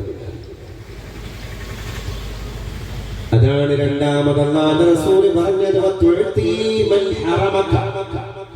രണ്ടാമത്തെ കാര്യം എന്താ? ഹുസ്നുൽ ഖുൽഖ് എന്ന് പറഞ്ഞാൽ സൽ സ്വഭാവം എന്ന് പറഞ്ഞാൽ, ഒന്നാമത്തേത് നമ്മൾ പറഞ്ഞു നമ്മളായിട്ട് ബന്ധങ്ങൾ ഒഴിവാക്കിയവരോട് അങ്ങോട്ട് പോയി ബന്ധങ്ങളെ പുനഃസ്ഥാപനം നടത്തലാണ്. അങ്ങനെ സമയത്തിന്റെ പരിമിതി പോലെ പറഞ്ഞു പോകാനേ കഴിയുള്ളൂ. പക്ഷെ നമ്മളതിങ്ങനെ ചിന്തിക്കണം, എങ്ങനെയൊക്കെ ആയിരിക്കും അതിന്റെ ഒരു റിസ്ക് അല്ലേ? അപ്പൊ മനസ്സ് എത്ര പാകപ്പെടണം, ഡൗൺ പാതാളത്തോളം നമ്മൾ താവണം. താഴ്മ താൻ അഭ്യുന്നതിയിലാണ്. അങ്ങനെ ഒരാൾ ദുനിയാവിൽ താഴ്ന്ന ഒരു കോംപ്രമൈസ് ആവട്ടെ എന്ന് വിചാരിച്ചിട്ട് ദുനിയാവിൽ ഒരാൾ താഴ്ന്നു കൊടുത്താൽ അല്ലാഹുവിന്റെ മലായികത്ത് അവനെ പൊക്കും, അവനെങ്ങനെ ഉയർത്തും. ലോകത്ത് ഉയർന്ന ആളുകൾ ആരും ഉയർന്നിട്ടില്ല. ഇല്ലാ ബിൽ ഹുർമ, ആദരവ് കൊണ്ടല്ലാതെ. നോക്കട്ടെ നിങ്ങൾ, ലോകത്തെ ഏത് സ്ഥാനങ്ങളിലേക്ക് ഉയർന്നു പോയവരും ആദരവ് കൊണ്ടാണ് ഉയർന്നു പോയത്. ജനപ്രീതിയുടെ പിറകിൽ മറ്റു കാര്യങ്ങളിൽ തകർന്ന് തരിപ്പണമായവരൊന്നും തകർന്നു പോയിട്ടുമില്ല. ആദരവിനെ ഉപേക്ഷിക്കൽ കൊണ്ടല്ലാതെ. അത് ലോകത്തിന്റെ ഒരു പോയറ്റിക് ജസ്റ്റിസ്, ഒരു കാവ്യനീതിയാണ്. ലോകം അങ്ങനെയാണ് നമ്മളെ പഠിപ്പിക്കുന്നത്. സൽസ്വഭാവത്തിന്റെ രണ്ടാമത്തെ ഘടകം ചോദ്യകർത്താവായ സഹാബിയോട് പരിശുദ്ധ റസൂൽ പറഞ്ഞു കൊടുക്കുകയാണ്, നിനക്ക് തടഞ്ഞു വെച്ചവർക്ക് നീ കൊടുക്കുക. അപ്പൊ നമ്മളെ വീട്ടിലെ ഭയങ്കര ഡിസ്കഷൻസ് ഒക്കെ ഉണ്ടാകും. നമുക്ക് ഇങ്ങോട്ട് തന്നില്ല. ആ വീട്ടിലൊരു പാർട്ടി നടന്ന സമയത്ത് അവർ ഇങ്ങോട്ട് തന്നിട്ടില്ല. പക്ഷെ നമ്മൾ എന്ത് ചെയ്യാണ്? അങ്ങോട്ട് കൊടുക്കുക. ഒരു പാർട്ടി നമ്മളപ്പോഴല്ല, പല സന്ദർഭങ്ങളും അവർക്ക് നമുക്ക് വെച്ച് നീട്ടിത്തരാനുള്ള സന്ദർഭങ്ങൾ ഉണ്ടായിട്ട് ഒരു വേള പോലും തന്നിട്ടില്ല. ആ സമയത്താണ് ഭർത്താവ് ഒരു പ്ലേറ്റ് ചോറൊക്കെ റെഡിയാക്കിയിട്ട് നമ്മൾ ആണ്ട് കൊടുക്കുക എന്ന് പറയുമ്പോ പ്രിയതമ വന്നിട്ട് അടുത്തൊരു ക്രോസ് ക്വസ്റ്റ്യൻ, എന്താണ് അവർ എന്തെങ്കിലും ഇങ്ങോട്ട് തന്നിട്ടുണ്ടോ? അപ്പൊ ഒരു തിരുത്തൽ മറുപടി. പൊന്നുമോളെ, ഒരു തന്നോ തന്നില്ലേ എന്നുള്ളത് നമ്മൾ നോക്കണ്ട. നമ്മൾ ചെയ്യേണ്ടത് നമ്മൾ ചെയ്യാം. നിനക്ക് തരാതെ വിലങ്ങി തടഞ്ഞു നിർത്തിയവർക്ക് നീ തിരിച്ചു കൊടുക്കുക. നിന്റെ ഭാഗത്ത് നിന്ന് നീ അങ്ങോട്ട് കൊടുക്കുക. അത് ഹുസ്നുൽ ഖുൽഖാണെന്ന് മുഹമ്മദ് മുസ്തഫ സല്ലല്ലാഹു അലൈഹി വസല്ലം. പുതിയ കാലത്ത് നമ്മുടെ വീട്ടിൽ അങ്ങനെ ഒരു ഡിസ്കഷൻ നടത്തുമ്പോ അതിങ്ങനെ ഹുസ്നുൽ ഖുൽഖാകണത് അല്ലേ? ഇങ്ങനെ ഇങ്ങോട്ട് തരാത്ത ബന്ധക്കാർക്ക്, ഇങ്ങോട്ട് തരാത്ത അയൽപ്പക്കങ്ങൾക്ക്, ഇങ്ങോട്ട് തരാത്ത വീട്ടുകാർക്ക് ഒരു സാധനം അങ്ങോട്ട് കൊടുക്കുക എന്ന് പറഞ്ഞാൽ വലിയ സാഹസ. പക്ഷെ അത് റിസ്ക് ഇല്ലാതെ നമ്മളെ വീട്ടിൽ നിന്ന് പരന്നൊഴുകുന്നുണ്ടെങ്കിൽ ആ വീട് ഹുസ്നുൽ ഖുൽഖിൽ അസ്ഥിവാരപ്പെട്ട വീടാണ്. ഒരു തർക്കമില്ല. മലായിക്കത്തിന് ഭയങ്കര ഇഷ്ടപ്പെട്ട വീടാണ്. അതാണ് സൽപെരുമാറ്റത്തിന്റെ മാതൃക. ആ ആളാണത്ര ഈമാൻ കാമിലായവൻ. സ്കരിച്ചവൻ ഈമാൻ ഉള്ളവനാണ്, പക്ഷെ അക്മലല്ല, കാമിലായവനല്ല. ഖുർആൻ ഓതിയവൻ ഈമാൻ ഉള്ളവനാണ്, പക്ഷെ കാമിലായവനല്ല. ഈമാൻ കാമിലാകാൻ പല ആളുകൾക്കും തടസ്സാകുന്നത് സ്വഭാവമാണ്. നല്ല അമലൊക്കെ ഉണ്ടാവും, അമലിന്റെ കമ്മിയൊന്നും ഉണ്ടാവില്ല.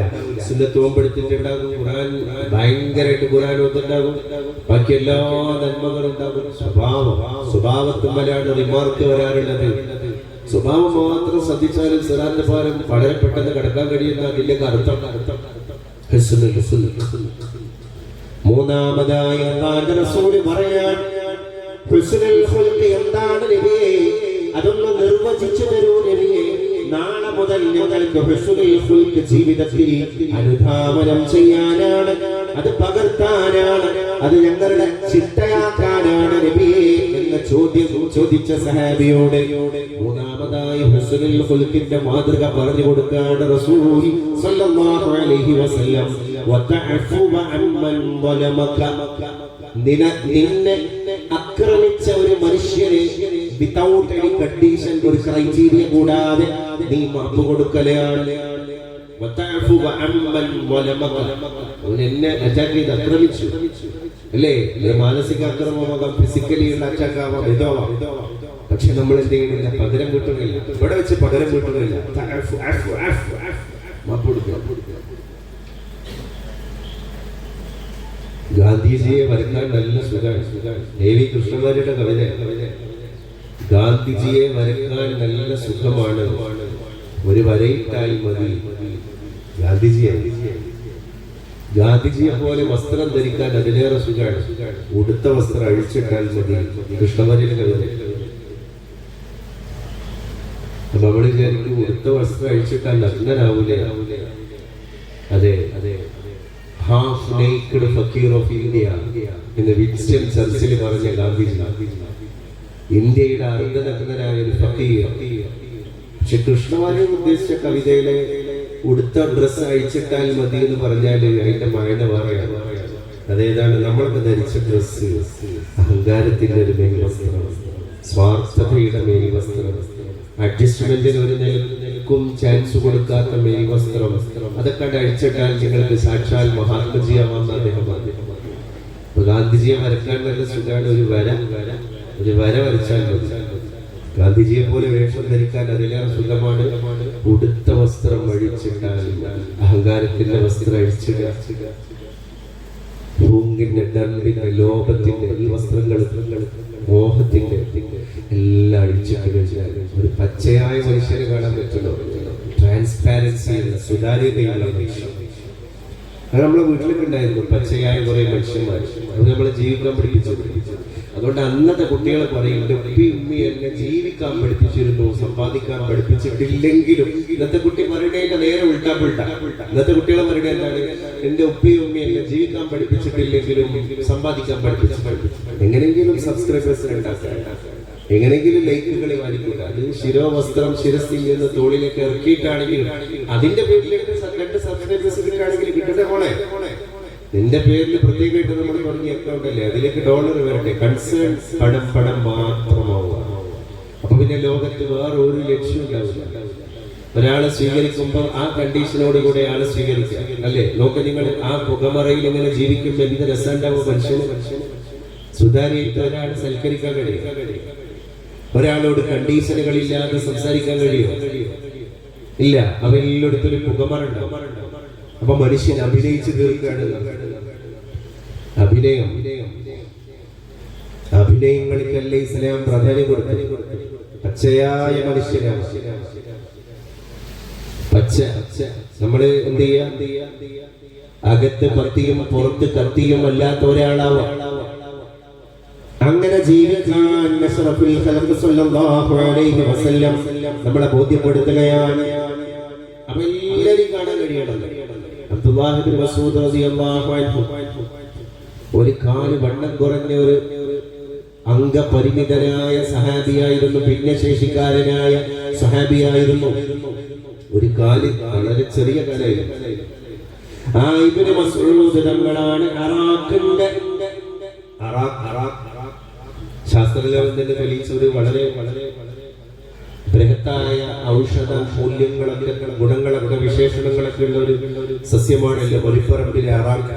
അറാക്ക് കൊണ്ട് ഗന്ധം ധാവനം ചെയ്താല് പല്ലിലെ അടുക്കള വലിച്ചെടുക്കാനുള്ള അസാമാന്യമായ ശക്തി മറ്റ് മരക്കൊമ്പുകളെക്കാൾ അറാക്ക് ചെടിക്കുണ്ട് എന്നാണ് ശാസ്ത്രം തെളിയിച്ചിരിക്കുന്നത്. നമ്മളിപ്പോഴും അറബൻ രാജ്യങ്ങളിലൂടെ സഞ്ചരിക്കുമ്പോൾ കൊച്ചു പയ്യന്മാരുടെ കയ്യിലടക്കം 2 വിരലുകൾക്കിടയിൽ ഇങ്ങനെ വെച്ച അറാക്കിന്റെ ശകലത്തെ കാണാൻ കഴിയും. ആ അറാക്കിന്റെ വലിയൊരു മരം, ആ മരത്തിന്റെ ചില്ലയിൽ കയറി അറാക്കിന്റെ ഒരു കഷ്ണം പൊട്ടിക്കാൻ ഇബ്നു മസ്ഊദ് റളിയല്ലാഹു അൻഹു മരത്തിൽ കയറിയപ്പോ ഇബ്നു മസ്ഊദിന്റെ ആ വണ്ണം കുറഞ്ഞ കാല് അതിങ്ങനെ താഴെ ആടിക്കളിക്കുന്നത് കണ്ടപ്പോ കുറച്ചാളുകൾ ഒന്ന് ചിരിച്ചു. മനുഷ്യ സഹജമായ ഒരു ബാലിശത അവരുടെ ഉള്ളിൽ നിന്ന് പുറത്തു വന്നു. അപ്പിടപെട്ടു. നോക്കൂ നിങ്ങൾ, അപ്പിടപെട്ടു. മാനേഴ്സിനെ ബാധിക്കുന്ന കാര്യമാണ്. മാനേഴ്സിനെതിരാണ് നിങ്ങൾ ഇപ്പൊ ചെയ്തത്. ആരാ ചിരിച്ചത്? ചോദ്യം വരിക. അവിടുത്തെ കണ്ടം ഒന്ന് ഇടറി, അവിടുത്തെ കണ്ണുകളിലൊന്ന് തീക്കട്ട ജ്വലിക്കും പോലെ ജ്വലിച്ചു. അവിടുത്തെ മുഖം ചുവന്നു തുടുത്തു വിവർണമായി. എന്നിട്ട് പറയാൻ, ഭിന്നശേഷിക്കാരനായ എന്റെ ഇബ്നു മസ്ഊദിന്റെ വണ്ണം കുറഞ്ഞ കാല് കണ്ടിട്ടാണോടാ നിങ്ങൾ ചിരിച്ചത്? എന്നാൽ നിങ്ങൾ മനസ്സിലാക്കണം, നാളെ അല്ലാഹുവിന്റെ മീസാൻ എന്ന തുലാസിന്റെ ഒരു തട്ടിൽ എന്റെ ഇബ്നു മസ്ഊദിന്റെ ഈ നേരിയ ഒരു കാലും മറ്റേ തട്ടിൽ നിങ്ങളുടെ മുന്നിൽ കാണുന്ന മഹാമേരുവായ ഉഹദ് പർവ്വതവും നിങ്ങൾ വെച്ച് കഴിഞ്ഞാൽ കൂലിയുടെ കാര്യത്തിൽ എന്റെ ഇബ്നു മസ്ഊദിന്റെ വണ്ണം കുറഞ്ഞ കാല് അഫ്ളു മിൻ ജബലി ഉഹദ്, ഉഹദ് പർവ്വതത്തേക്കാൾ മീസാൻ എന്ന തുലാസിൽ ഭാരമുള്ളതാണ് എന്ന് മരുപ്പറമ്പിൽ വെച്ചിട്ട് മുഹമ്മദ് മുസ്തഫ സല്ലല്ലാഹു അലൈഹി വസല്ലം എന്നാലും റസൂലല്ലേ പറഞ്ഞത്. ഇനിയിപ്പോ ഇത് തർക്കമില്ലല്ലോ. വേറെ ആരെങ്കിലും പറയുകയാണെങ്കിൽ ഊഹത്തിന്റെ പുറത്ത് പറഞ്ഞാണെന്ന് പറയാം. സ്വാദിഖുൽ മസ്ദൂഖും അമീനുമായ വിശുദ്ധ ഗുരുവല്ലയോ ഈ പറഞ്ഞത്? ഇബ്നു മസ്ഊദിന്റെ ഭിന്നശേഷിക്കാരനായ ഇബ്നു മസ്ഊദിന്റെ വണ്ണം കുറഞ്ഞ കാല് ഉഹദ് മലയേക്കാണ് കൂലിയുടെ വിഷയത്തിൽ കനമുള്ള കാലാണ് എന്ന് പറഞ്ഞിട്ടുണ്ടെങ്കിൽ ആ കാലിന്റെ ഉടമാരാണ്. ആ കാര്യം പറഞ്ഞിട്ട് പിന്നെ ചോദിക്കേണ്ടത് ഇനി ആർക്കാടാ ചിരിക്കണ്ടേ, ഇനി ആർക്കാ ചിരിക്കണ്ടേ? കഴിഞ്ഞു. ഇനി ഒരു ഭിന്നശേഷിക്കാരനെ അവമതിക്കുന്ന പ്രസ്താവനയോ ചിന്തയോ ആ സഭയിൽ ഉണ്ടാകില്ല, ആ സമൂഹത്തിൽ ഉണ്ടാകില്ല. നോക്ക് നിങ്ങൾ, പരിവർത്തനം ദഅവത്ത് എന്ന് പറഞ്ഞാൽ മനസ്സിനെങ്ങനെ മാറ്റണം അല്ലേ? നീ ഒരാളെ കണ്ടാൽ അയാൾക്ക് വൈകല്യങ്ങളുണ്ടെങ്കിൽ അയാൾക്ക് എന്തെങ്കിലും ആവട്ടെ, കുറ്റോ കുറവോ എന്തെങ്കിലും ആവട്ടെ, ബോഡി ഷേമിംഗ് നടത്തുന്നത് മതപരമല്ല, അത് മനുഷ്യത്വരഹിതമാണ്, ചെയ്യാൻ പറ്റാത്ത കാര്യമാണ്.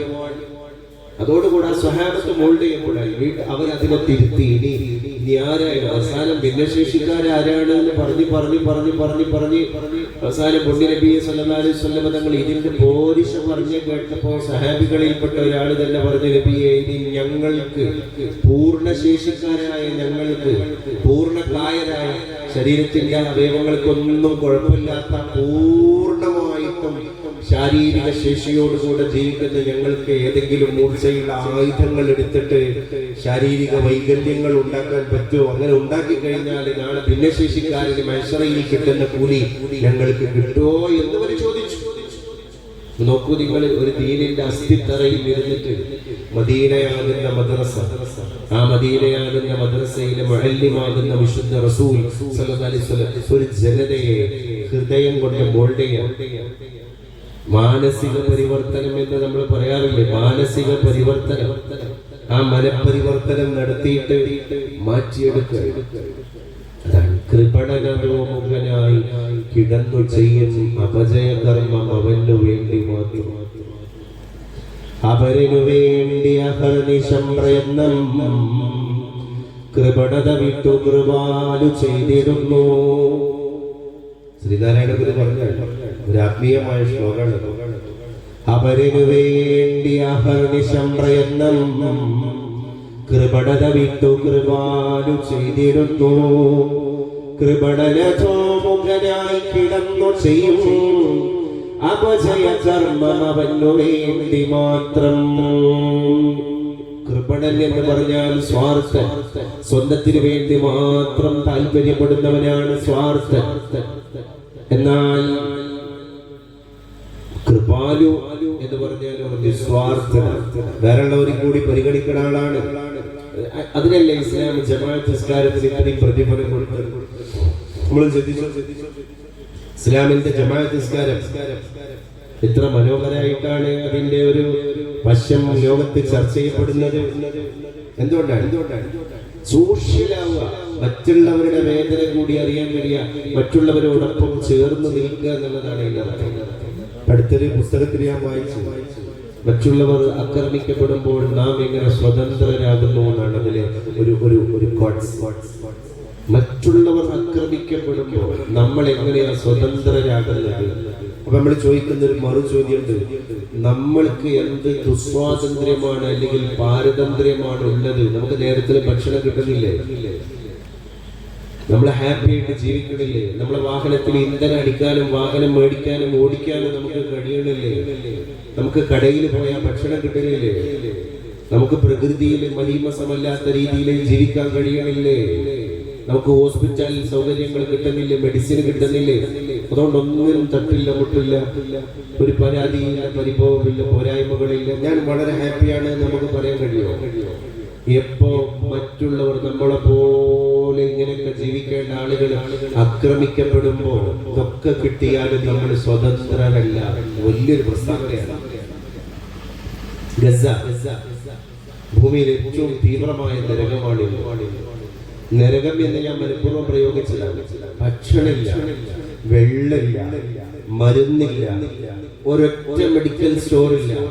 ചിന്തിച്ചു നോക്കുമ്പോൾ ഇവിടുന്ന് വേങ്ങൂർക്ക് മേലാറ്റൂർക്ക് പോയാലും പട്ടിക്കാട്ടിക്ക് പോയാലും അവിടെ അങ്ങോട്ട് പോയാലും ഇങ്ങോട്ട് പോയാലും എത്ര മെഡിക്കൽ സ്റ്റോറുകൾ, എത്ര ഹോസ്പിറ്റലുകൾ, എത്ര ക്ലിനിക്കുകൾ, എത്ര മൾട്ടി സ്പെഷ്യാലിറ്റി ലബോറട്ടറികൾ, എന്തൊക്കെ സംവിധാനങ്ങളാണ്. അത് അലോപ്പതിയായിട്ടും ആയുർവേദമായിട്ടും ഹോമിയോപ്പതിയായിട്ടും യുനാനിയായിട്ടും അല്ലേ, ആർഷഭാരതങ്ങളായിട്ടും സിദ്ധയായിട്ടും ഒക്കെ അല്ലേ.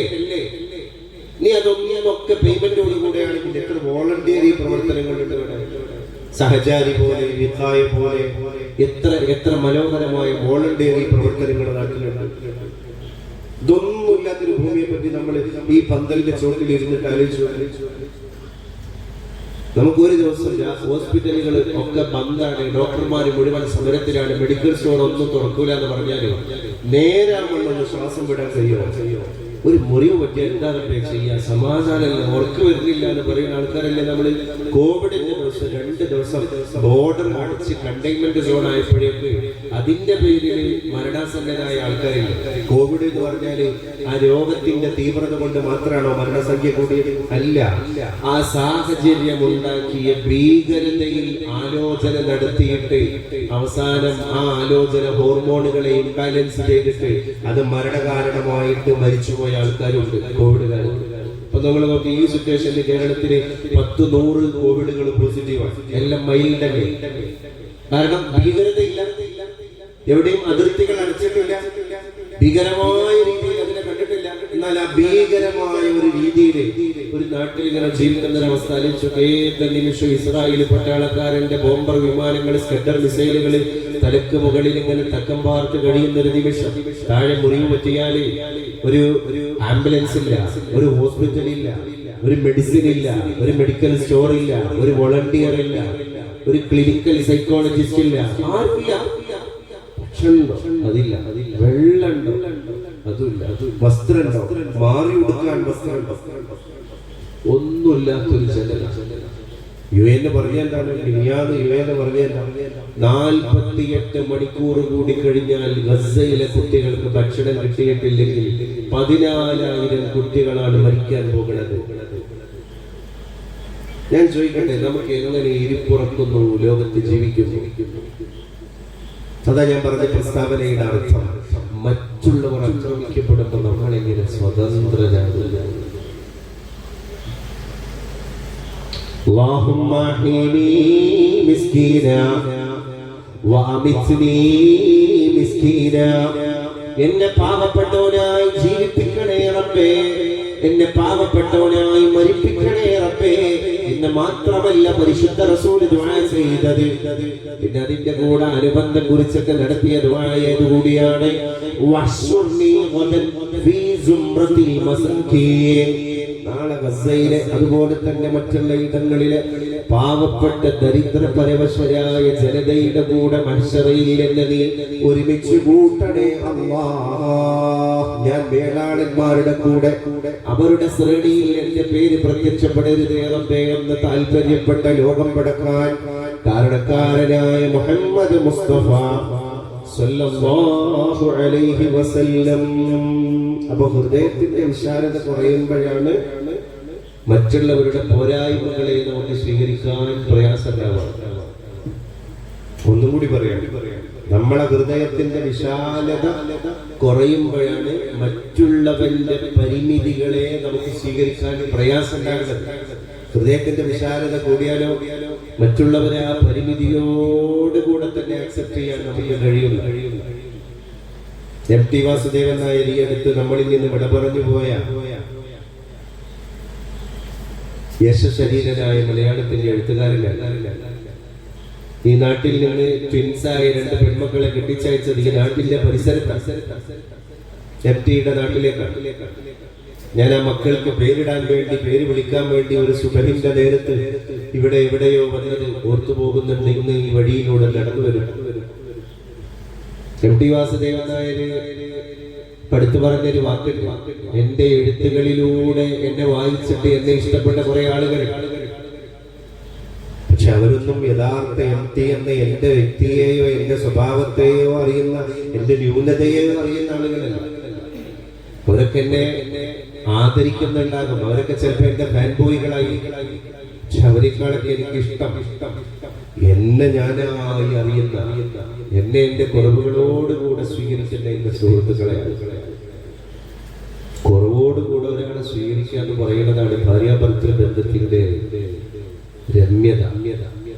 കുറവോടുകൂടെ സ്വീകരിക്കുക, കുറവോടുകൂടെ അക്സെപ്റ്റ് ചെയ്യാൻ. I love you as you are. എങ്ങനെയാണെങ്കിൽ ഞാൻ കൂടെ നിൽക്കുന്നു എന്ന് പറയാൻ കഴിയാതെ, അപ്പോഴാണ് ജീവിതം കരുപിടിക്കുക, ജീവിതത്തിന് വസന്തങ്ങൾ ഉണ്ടാവാറുണ്ട്. അത് നേരത്തെ പറഞ്ഞ വാക്കാണ്. ഒരാളിൽ നിന്ന് ദ്രോഹം ഏറ്റുവാങ്ങിയാലും മാപ്പ് മറക്കാൻ കഴിയാ, മാപ്പെടുക്കാൻ കഴിയാ. അത് ജീവിതത്തിന്റെ ഏറ്റവും വലിയൊരു അച്ചീവ്മെന്റ്. നമ്മൾ നേടിയെടുക്കുന്ന A+കളെക്കാൾ വലിയ ടോപ്പ് പ്ലസ് ആണ് ഈ അച്ചീവ്മെന്റ്. നാലാളെ കൊണ്ട് നല്ലത് പറയിപ്പിക്കാൻ കഴിയാന്നുള്ളതിനേക്കാൾ വലിയ അച്ചീവ്മെന്റ് ഏതാണ്? ഇല്ലല്ലോ. ലോകത്ത് വേറെ ഏതുമില്ല. അതാണ് ലോകത്തെ ഏറ്റവും സമ്പൽ സമൃദ്ധമായ സ്വഭാവം പഠിപ്പിക്കാനാണ് ഞാൻ കടന്നു വന്നത് എന്ന് മുഹമ്മദ് മുസ്തഫ സല്ലല്ലാഹു അലൈഹി വസല്ലം. അപ്പോൾ ഓരോരുത്തർക്കും ഓരോ ലോകമുണ്ട് നമ്മൾ മനസ്സിലാക്കുക. ഹെലൻ കെല്ലർ, പരിമിതിയെ പറ്റി നമ്മൾ ചർച്ച ചെയ്ത ഭാഗമായിട്ട് പരിമിതരായ ആളുകളുടെ പരിമിതിയെ കാണാൻ നമ്മളെ ഹൃദയത്തിന് വിശാലത ഉണ്ടെങ്കിൽ നല്ല സുഖാണ് അവരുടെ അടുക്കലേക്ക് പോവാന്, അവരെ ഹഗ് ചെയ്യാന്, അവരെ കുറവുകൾ എന്താണെന്ന് മനസ്സിലാക്കാന്, അവർക്ക് എന്തെങ്കിലും ഹെൽപ്പ് ചെയ്ത് കൊടുക്കാന്. ഇപ്പൊ പെയിൻ ആൻഡ് പാലിയേറ്റീവ് പോലെയുള്ള സന്നദ്ധ ചാരിറ്റി സംഘടനകളൊക്കെ വോളണ്ടിയേഴ്സ് ആയിട്ട് പ്രവർത്തിച്ചുകൊണ്ടിരിക്കുന്ന യുവതി യുവാക്കളോട് നിങ്ങളൊന്ന് ചോദിച്ചോ, അവർക്ക് ഒരാളെ പരിചരിക്കാൻ ഒരു അറുപ്പുണ്ടാകൂല, ഒരു രോഗിയെ കാണും ഒരു വെറുപ്പുണ്ടാകൂല, സഹായിക്കാൻ മനോഗതിയാണ്. എല്ലാ കാര്യങ്ങളിലേക്കും വേഗം എടുത്തു ചാടി ചെന്ന് കാര്യങ്ങൾ വളരെ യുദ്ധകാലാടിസ്ഥാനത്തിൽ ചെയ്യാൻ അവർക്ക് നല്ലൊരു ലീഡർഷിപ്പ് ക്വാളിറ്റിയാണ്. അത് എവിടെ നിന്ന് കിട്ടുന്നതാണ്? ഏത് സിലബസ് എന്നാ അവർ പഠിച്ചത്? അതാണ് മോൾഡിംഗ്, ജീവിതത്തിന്റെ പേഴ്സണാലിറ്റിയുടെ മോൾഡിംഗ് ആണ്. അങ്ങനെയാണ് നല്ല പൗരനുണ്ടാക്കാൻ കഴിയാന്നുള്ളത്. പുഞ്ചിരിക്കാൻ കഴിയുന്ന, എല്ലാവരെയും ഉൾക്കൊള്ളാൻ കഴിയുന്ന, എല്ലാവരെയും സ്വീകരിക്കാൻ കഴിയുന്ന, ആതിഥ്യ മര്യാദയുള്ള, അതുപോലെ തന്നെ പരിഗണന ബോധമുള്ള ഒരു പൗരനായി മാറാന്ന് പറഞ്ഞാൽ ചെറിയൊരു കാര്യമല്ല. വളരെ പ്രാധാന്യമുള്ള ഇതിലൊക്കെയുള്ള സൈക്കോളജി ദീനിന്റേതാണ്. വേറെ കുറെ സൈക്കോളജിസ്റ്റുകൾ അബ്ദുറഹ്മാൻ അൽ അരീഫി എന്ന് പറയുന്ന അറബി പണ്ഡിതൻ എന്ന് പറയുന്ന ഒരു പുസ്തകം എഴുതി. ഇപ്പൊ ഞാൻ നേരത്തെ പറഞ്ഞ നമ്മുടെ ജെയിംസ് ക്ലിയറിന്റെ അറ്റോമിക് ഹാബിറ്റിനെ പോലെ അതിന്റെ അത്ര എത്തിയിട്ടില്ലെങ്കിലും അതിന്റെ ഏകദേശം അടുത്തേക്ക് വരാൻ പറ്റുന്ന രീതിയിലുള്ള ഒരു ബെസ്റ്റ് സെല്ലറാണ് അരീഫിയുടെ ജീവിതം ആസ്വദിക്കൂ എന്ന് പറയുന്ന പുസ്തകം. നമ്മൾ വായിക്കേണ്ട പുസ്തകം. അതിൽ അബ്ദുറഹ്മാൻ അരീഫി പറയുന്നുണ്ട് ചെറിയ മൈന്യൂട്ട് കാര്യങ്ങൾ. ഒരാൾക്ക് ഇഷ്ടമെന്ത് അനിഷ്ടമെന്ത് എന്നുള്ളത് നമ്മൾ മനസ്സിലാക്കിയിട്ട് വേണം ഒരാളോട് പെരുമാറാൻ. ചില അതിലത്തെ ഉദാഹരണം പറയുന്ന ഇന്നത്തെ കാലത്തെ ഉദാഹരണങ്ങളാണ്. പഴയ കാലത്തെ ജാമ്പവാന്റെ കാലത്തെ ഉദാഹരണമൊന്നുമല്ല. ഒരാളുടെ കാറിൽ നമ്മൾ കയറുക, നമ്മളെ വർത്തമാനം പറഞ്ഞുകൊണ്ടിരിക്കുന്നതിന്റെ ഇടയിൽ ചില ആൾക്കാർക്കുള്ള ഹാബിറ്റാണ് കാറിന്റെ ഡാഷ്ബോർഡ് ഒന്ന് തുറക്കുക. അത് ആ സംസാരത്തിന്റെ ഇടയിൽ ആ വ്യക്തി അറിഞ്ഞിട്ടുണ്ടാവില്ല. എന്നിട്ട് അതിൽ എന്തെങ്കിലും സാധനങ്ങൾ ഉണ്ടെങ്കിൽ അത് വെറുതെ പരിശോധിക്കുക. അത് ആ കാറിന്റെ ഉടമസ്ഥന് എത്രമാത്രം ഫ്രസ്ട്രേഷൻ ഉണ്ടാക്കും. അതൊരു ബാഡ് ഹാബിറ്റാണ്. ജീവിതത്തിൽ നമ്മൾ തിരുത്തേണ്ട ഒരു സ്വഭാവമാണ് എന്ന് പറഞ്ഞിട്ട് അദ്ദേഹം അങ്ങനെ പോയി ഒരാളുടെ മൊബൈൽ ഫോൺ പരിശോധിക്കുക, ഒരാളുടെ പേഴ്സ് നോക്കുക, ആരെങ്കിലും ഒരാളെ കാണാൻ വരുമ്പോ മേശപ്പുറത്തുള്ള ഡയറികൾ വെറുതെ ഇങ്ങനെ മറിച്ചു നോക്കുക. ഇങ്ങനെ കുറെ അശ്രദ്ധമായ പ്രവർത്തനങ്ങൾ നമ്മളിൽ നിന്നുണ്ടാകാറുണ്ട് എന്ന് പറഞ്ഞിട്ട് കുറെ ഹദീസുകളുടെ ചർച്ച അരീഫി എന്ന് പറയുന്ന പുസ്തകത്തിന്റെ അകത്ത് നടത്തുന്നുണ്ട്. അദ്ദേഹത്തോട് അറേബ്യൻ യൂണിവേഴ്സിറ്റിയിലെ വിദ്യാർത്ഥികൾ ചോദിക്കുന്നുണ്ട്, നിങ്ങൾ ഈ സൈക്കോളജിയുടെ പുസ്തകം ഇറക്കാൻ കാരണം എന്താണ്? അദ്ദേഹം പറഞ്ഞു, ഞാൻ ലോകത്തെ ഏറ്റവും വലിയൊരു സൈക്കോളജിസ്റ്റിനെ ഫോളോ ചെയ്യുന്നതാണ്. പക്ഷെ അദ്ദേഹം ഒരുപാട് ആളുകളെ ആത്മഹത്യാ മുനമ്പിൽ നിന്ന് രക്ഷപ്പെടുത്തിയ ഒരു ഭൗതിക നല്ലൊരു സൈക്കോളജിസ്റ്റ്, ഇതര മതസ്ഥനാണ്. പക്ഷെ അദ്ദേഹം അവസാനം മരണം രംഗത്തേക്ക് കടന്നു പോകുന്നത് ആത്മഹത്യ ചെയ്തിട്ടാണ് അദ്ദേഹം മരിക്കുന്നത്. ഒരുപാട് ആളുകളെ മനഃശാസ്ത്ര പഠന ക്ലാസ്സിലൂടെ ആത്മഹത്യാ മുനമ്പിൽ നിന്ന് തിരിച്ചു കൊണ്ടുവന്ന അയാള് മരിക്കുന്നത് ആത്മഹത്യ ചെയ്തിട്ടാണ്. അപ്പൊ ഇതിന്റെ കാരണം ഇങ്ങനെ അന്വേഷിച്ചപ്പോ അദ്ദേഹത്തിന് മനഃശാസ്ത്രവും തിയറിയും ഇല്ലാത്തത് കൊണ്ടല്ല ഇദ്ദേഹം പരാജയപ്പെട്ടത്, ആത്മീയതയില്ലാത്തത് കൊണ്ടാണ് എന്നാണ് അബ്ദുറഹ്മാൻ അൽ അരീഫി പറയുന്നത്. നമുക്ക് ആത്മീയത കൂടിയാണ്. നമ്മുടെ മദ്രസയാകട്ടെ, നമ്മുടെ മസ്ജിദാകട്ടെ, നമ്മുടെ ഏത് മണ്ഡലങ്ങളും ആത്മീയതയുടെ കൂടി മണ്ഡലങ്ങളാണ്. നോമ്പ് നോൽക്കുന്നു, ഹജ്ജ് ചെയ്യുന്നു, ഖുർആൻ ഓതുന്നു. അതിന്റെ കൂടെ നിങ്ങളൊന്ന് ആലോചിച്ചു, അയൽപക്ക ബന്ധം, രക്തബന്ധം, സൗഹൃദ ബന്ധം, ഇതിനൊക്കെ ഇസ്ലാം പരിഗണിക്കാൻ പറയാം. 5 കാര്യങ്ങളിൽ നിന്ന് അതിന്റെ കൂടെ തന്നെ അല്ലാഹുവിന്റെ റസൂൽ കാവൽ തേടുകയാണ്. അല്ലാഹുമ്മ ഇന്നി അഊദു ബിക മിൻ ജാരി സൂ പടച്ചോനെ തമ്പുരാനെ, മോശ സ്വഭാവമുള്ള അയൽവാസിയിൽ നിന്ന് ഞാൻ നിന്നോട് കാവൽ തേടുകയാണ് റബ്ബേ. രണ്ടാമത് അല്ലാഹുവിന്റെ റസൂൽ കാവൽ തേടി ദുആ ചെയ്തത്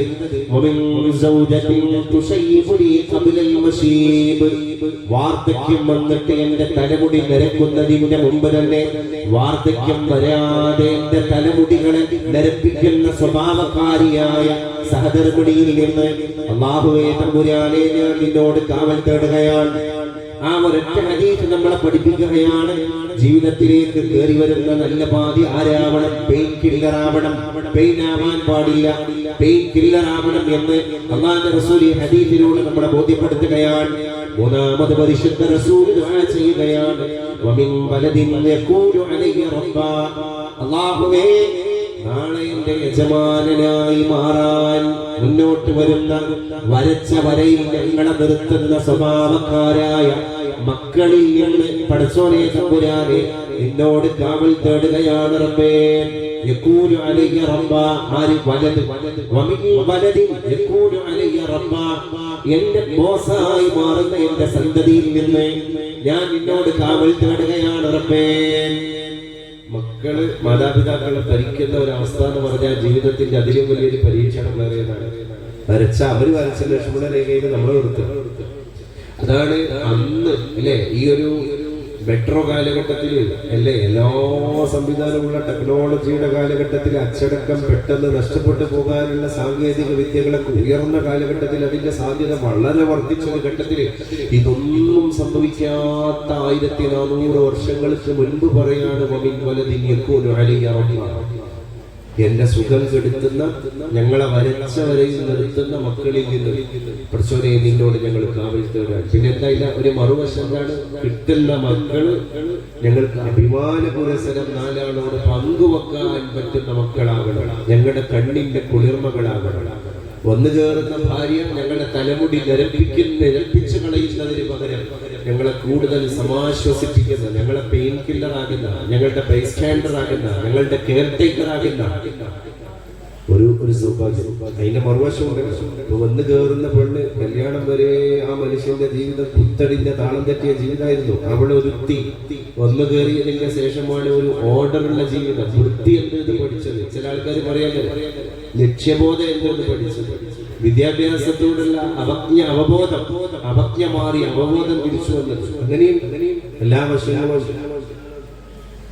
നാലാമതായി പരിശുദ്ധ റസൂൽ ദുആ ചെയ്യാൻ, വമിൻ മാലിൻ യഖൂലു അലയ്യ അദാബാ, നാളെ എന്റെ ശിക്ഷയായി മാറാൻ പോകുന്ന സ്വത്തിൽ നിന്ന് അല്ലാഹുവേ തമ്പുരാനെ ഞാൻ നിന്നോട് കാവൽ തേടുകയാണ് റബ്ബേ. നാളെ നരകത്തിലേക്ക് നമ്മൾ കൊണ്ടുപോകുന്ന സ്വത്ത്. ചില സ്വത്ത് മനുഷ്യന്റെ അലങ്കാരമാണ്. വെള്ളിയാഴ്ച നമ്മൾ അൽ-കഹ്ഫിലോദിയ ഒരു ആയത്താണ്, അൽമാലു വൽ ബനൂന സീനത്തുൽ ഹയാത്തി ദുനിയ والباقيات الصالحات خير عند ربك ثوابا وخير أملا. المال والبنون زينة الحياة الدنيا.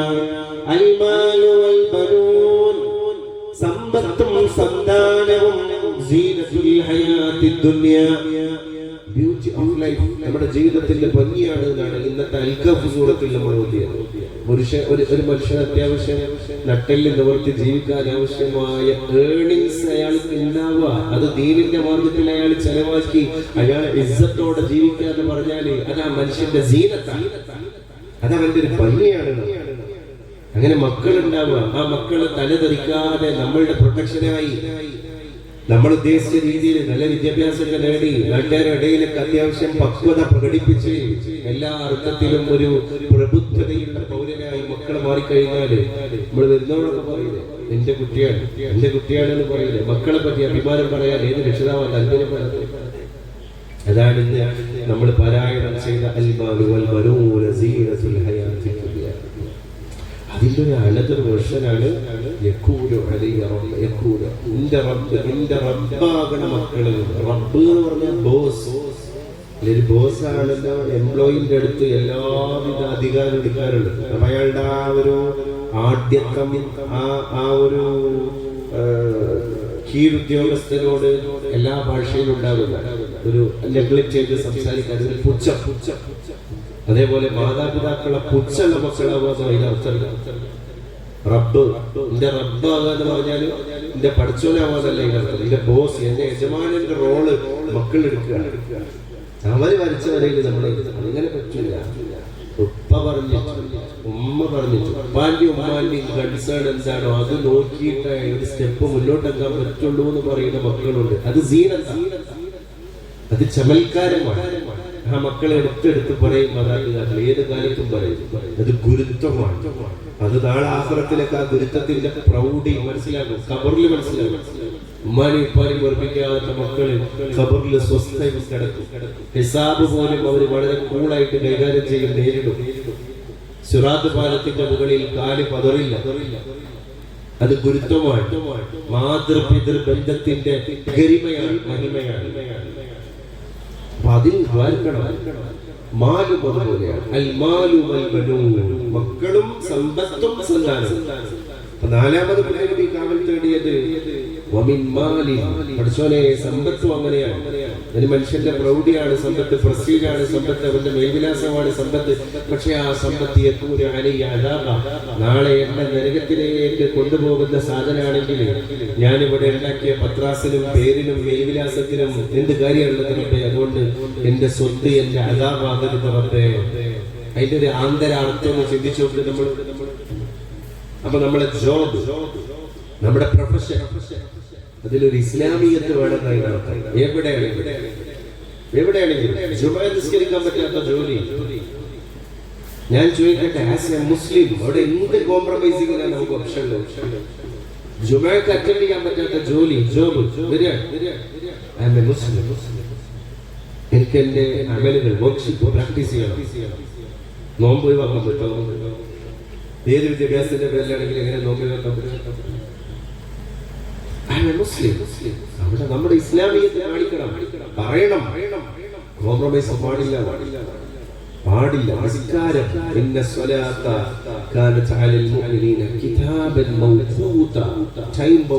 സമയബന്ധിതമാണ്.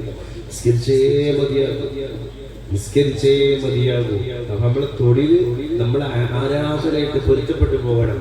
അത് ഏത് സ്ഥലത്തും ഹലാലായ ജോലി ആട് ചെയ്താലും പെണ്ണ് ചെയ്താലും ഇതൊക്കെ ആരാധനയോട് മത സംവിധാനങ്ങളോട് പൊരുത്തപ്പെട്ടു പോകുന്നതാകണം. ഇല്ലെങ്കിൽ അതിൽ നിന്ന് കിട്ടുന്ന വരുമാനം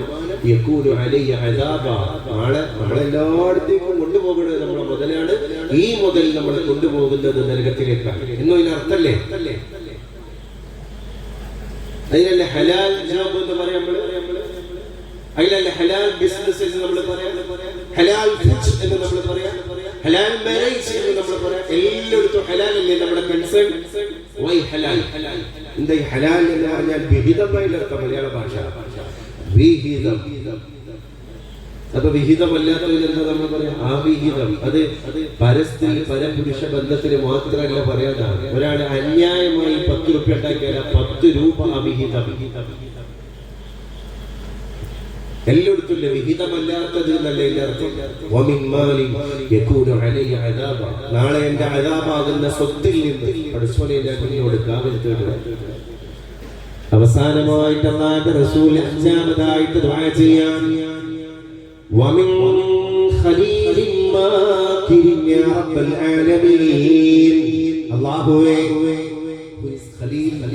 ഖലീൽ എന്ന് പറഞ്ഞാൽ ഏറ്റവും ബെസ്റ്റ് സുഹൃത്തിനാണ്, ഇന്റിമേറ്റ് അല്ലേ, എന്റെ ഏറ്റവും അടുത്ത സുഹൃത്തിനാണ് ഖലീൽ എന്ന് നമ്മൾ. അല്ലാഹു 1,24,000 പരം പ്രവാചകന്മാരെ കൂട്ടത്തിൽ ഖലീൽ എന്ന് വിളിച്ച ഒരു പ്രവാചകൻ, ഒരു വാപ്പ മകനെങ്ങനെ കടുത്തറുക്കാനുള്ള പരീക്ഷണം കൊടുത്തിട്ട് അതിൽ നിന്ന് ജയിച്ചു കയറിയ ഒരു പിതാവാണ്. ഹജ്ജ് വരെ ഉദ്ഹിയത്തിന്റെ ചർച്ചകളൊക്കെ നാടൊട്ടുക്കും പ്രചാരം നേടിക്കൊണ്ടിരിക്കുകയാണ്. ഞാൻ ഇന്ന് ഖുതുബയിൽ എന്റെ ഖുതുബ ഉദ്ഹിയത്തായിരുന്നു. ما عمل ابن آدم يوم النحر من عمل أحب إلى الله من إهراق الدم فإن الدم ليقع عند الله بمكان قبل أن يقع على الأرض فطيبوا بها نفسا. إن الحديث إن منبر اللودي الأرتبوع. എന്തിനാ നമ്മൾ മൃഗത്തെ ബലിയറുക്കുന്നത്? ഞാൻ നാളെ നേപ്പാളിലേക്ക് പോവാൻ. 2 ദിവസം നേപ്പാളിലെ യാത്ര കഴിഞ്ഞിട്ട് പിന്നെ ബംഗാളിലേക്ക് തിരിച്ചു വരാൻ. ബംഗാളിലെ ഒരുപാട് ഗ്രാമങ്ങളിൽ നമ്മുടെ ഉദഹയ്യത്തെ കർമ്മം നടക്കാൻ, നേപ്പാളിലും നടക്കുന്നു. ഒരു മൃഗത്തിന് 20,000 രൂപയാണ്. കുറെ വർഷങ്ങൾക്ക് മുൻപ്, ഏകദേശം ഒരു 10 വർഷങ്ങൾക്ക് മുൻപ് ഈ ഉദഹയ്യത്ത് കർമ്മങ്ങളൊക്കെ തന്നെ നമ്മൾ നോർത്ത് ഇന്ത്യയിലേക്ക് മാറ്റാൻ ഒരു കാരണം ഉണ്ടായിട്ടുണ്ട്. ഞങ്ങൾ കുറച്ച് സുഹൃത്തുക്കൾ ഉത്തരേന്ത്യയിലൂടെ ഒരു പെരുന്നാൾ സീസണിൽ നടന്നു പോകുമ്പോഴാണ് അവിടുത്തെ ഒരു വലിയ പെരുന്നാൾ കണ്ടത്. വലിയ പെരുന്നാൾ പഠിച്ചോനെ ഇവർക്കൊന്നും പെരുന്നാളുണ്ടോ എന്ന് തോന്നിപ്പോയി. വളരെ കഷ്ടപ്പെട്ട് വീടുകളിൽ ദാരിദ്ര്യാവസ്ഥയിൽ കഴിയുന്ന മുസ്ലിം ഗ്രാമങ്ങളെ കണ്ടു. നമ്മുടെ നാട്ടിൽ ഉദഹയ്യത്തിന്റെ ഒക്കെ പോത്ത് അറുത്തിട്ട് അതൊരു മത്സരമാണ്. അയ്യാമത്തെ ശരീക്കിന്റെ ദിവസങ്ങൾ കഴിഞ്ഞാലും ഫ്രീസറിൽ നിന്ന് ഒരു കഷ്ണ ഇറച്ചിക്ക് പോലും ചോർച്ച സംഭവിച്ചിട്ടുണ്ടാകില്ല. കാരണം കലത്തിന് വേറില്ല. എത്രയോ പോത്ത ഇറക്കുന്നത്. ഈ ഇറക്കണ പോത്തിനെ മുഴുവൻ ഇറച്ചി മരുവോളം എന്ന് വേറെ, മകളെ കെട്ടിച്ചെടുക്കുന്നത് വേറെ, കുട്ടി ഓതാൻ പോയെടുത്ത മരലത്ത് വേറെ, അല്ലേ? ഇങ്ങനെ ഫ്രിഡ്ജ് നിറയാണ്. അപ്പോഴാണ് ഉദഹയ്യത്തിന്റെ പ്രൗഢി കിട്ടുകയാണ് എന്നാണ് നമ്മൾ ഉദഹയ്യത്തിനെ പറ്റി തെറ്റിദ്ധരിച്ച്. ഒരു നിമിഷം ഇതൊക്കെ ഒന്ന് മാറി ചിന്തിച്ചിട്ട്, കാലൊക്കെ കുറെ മാറിയില്ലേ? നമുക്കിതൊക്കെ ലോകത്തെ എല്ലാ ഗ്രാമങ്ങളെയും സെർച്ച് ചെയ്ത് സൂം ചെയ്ത് കാണാനുള്ള ഫെസിലിറ്റീസ് ഒക്കെ ഉണ്ടല്ലോ. അല്ലെങ്കിൽ എന്താ, ഒന്ന് ഉത്തരേന്ത്യയിലേക്ക് ട്രെയിൻ കയറിയാലും അല്ലെങ്കിൽ ഒന്ന് ഫ്ലൈറ്റ് കയറിയാലും നമ്മൾ അവിടെ ഒന്ന് 2 ദിവസം യാത്ര ചെയ്താല് ഞാൻ ഈ പറഞ്ഞ ഇൽഫത്തും മഹത്വത്തും ഒക്കെ അറിയാതെ കിട്ടും, മാനേഴ്സ് ഒക്കെ കിട്ടും. അതിനൊന്ന് വെറുതെ നടന്നു പോയാൽ മതി. നല്ല പരിപ്പ് കറി വെച്ചിട്ട്, സ്രാവിന്റെ മാംസം വെച്ചിട്ട് പെരുന്നാൾ കഴിക്കുന്ന വീടുകൾ. ഒരു മൃഗത്തിന് ആകെ 20,000 രൂപയുള്ളൂ. നേരത്തെ വാങ്ങി വെച്ചാൽ 25,000 രൂപ ഉണ്ടെങ്കിൽ അസലായിട്ട് നല്ല ഉദഹയ്യത്തിന്റെ മൃഗത്തെ, വലിയ അത്യാവശ്യം വലിപ്പമുള്ള മൃഗത്തെ തന്നെ അവിടെ ബലിയെടുക്കാൻ കഴിയും. ഒരു ഷെയർ കൂടാൻ 3,500 രൂപ മതി. അസലായിട്ട് കൂടിക്കൂടെ. അങ്ങനെ കുറെ ആളുകൾ കഴിഞ്ഞ വർഷങ്ങളിലൊക്കെ ഉദഹയ്യത്ത് അവിടെ ചെയ്യുന്നത്. അത് കോർഡിനേറ്റ് ചെയ്യാൻ വേണ്ടിയിട്ടാണ് ഞങ്ങള് നാളെ അങ്ങോട്ട് പോകുന്നത്. ഇങ്ങനെ ഓരോ ഗ്രാമങ്ങളിലും സാധനങ്ങൾ വാങ്ങിക്കൊടുത്ത് അതിലേക്ക് ആളുകളെ ഏൽപ്പിച്ച് അവര് സമയബന്ധിതമായ കാര്യങ്ങൾ ചെയ്യുന്നു. അർഹരുടെ വീട്ടിലേക്ക് ആ സാധനം എത്തിച്ചു കൊടുക്കുന്നു. അതിന്റെ ഒരു സംതൃപ്തി എത്രയാണ്. അപ്പൊ നമ്മുടെ നാട്ടിൽ നടക്കുന്നത് വളരെ അനാവശ്യമായിട്ടുള്ള മാംസ ഉപഭോഗമാണ് നടക്കുന്നത്. വളരെ അനാവശ്യം. നെയ്യത്തിന്റെ ഇറച്ചിയാന്ന് വിചാരിച്ചിട്ട് പിന്നെ HDL LDL ആവാതിരിക്കൂലല്ലോ. മാംസമൊക്കെ മാംസം തന്നെ. ബാഡ് കൊളസ്ട്രോൾ എന്ന് പറഞ്ഞാൽ ബാഡ് കൊളസ്ട്രോൾ അല്ലേ, അത് കൊടുക്കേണ്ടതാണ്.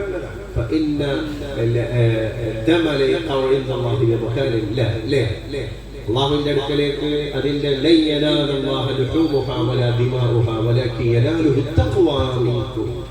അതിന്റെ മാംസവും അതിന്റെ ചോരയല്ല അള്ളാഹിന്റെ അടുക്കലേക്ക് എത്തുന്നത്. അത് അറുക്കുന്ന നേരത്ത് നിങ്ങളുടെ മനസ്സിന്റെ തഖ്വയാണ് റബ്ബ് സ്വീകരിക്കുന്നത്. അപ്പൊ നമ്മൾ ഇത്തരം കാര്യങ്ങളൊക്കെ ഒന്ന് മാറി ചിന്തിച്ച് ഒരുപാട് നമുക്ക് അവിടെ ചെയ്യാൻ പറ്റും. അപ്പൊ ഇത് നമ്മൾ പറഞ്ഞതിന് ശേഷം എന്റെ മടലിൽ നിന്ന് തന്നെ കുറെ ആളുകൾ ഉത്തരേന്ത്യയിലേക്കാണ് ഷെയർ കൊടുക്കുന്നത്. കാരണം അതൊരു കാര്യം, അത് അർഹരായ ആളുകൾക്ക് കിട്ടുന്നുണ്ട്. കൊപ്പം മഹലിൽ വർഷങ്ങളായിട്ട് അപ്പൊ അങ്ങോട്ടേ കൊടുക്കുന്നത് സംഘടിത ഉദഹയ്യത്തൊക്കെ ആട്ടെ. പിന്നെ സക്കാത്തിനെ പോലെ മഹലിൽ തന്നെ കൊടുക്കണം എന്നുള്ള നിയമം ഉദഹയ്യത്തിലില്ലല്ലോ. ഉദഹയ്യത്ത് ഒരാൾക്ക് ഒരു ഷെയർ കൂടിയാലും മതിയില്ല. ഇപ്പൊ 3,000 രൂപയുടെ 3,500 രൂപയുടെ ഒരു ഷെയർ ഉണ്ടെങ്കിൽ അയാൾക്ക് അത് കൂടിയാൽ മതി.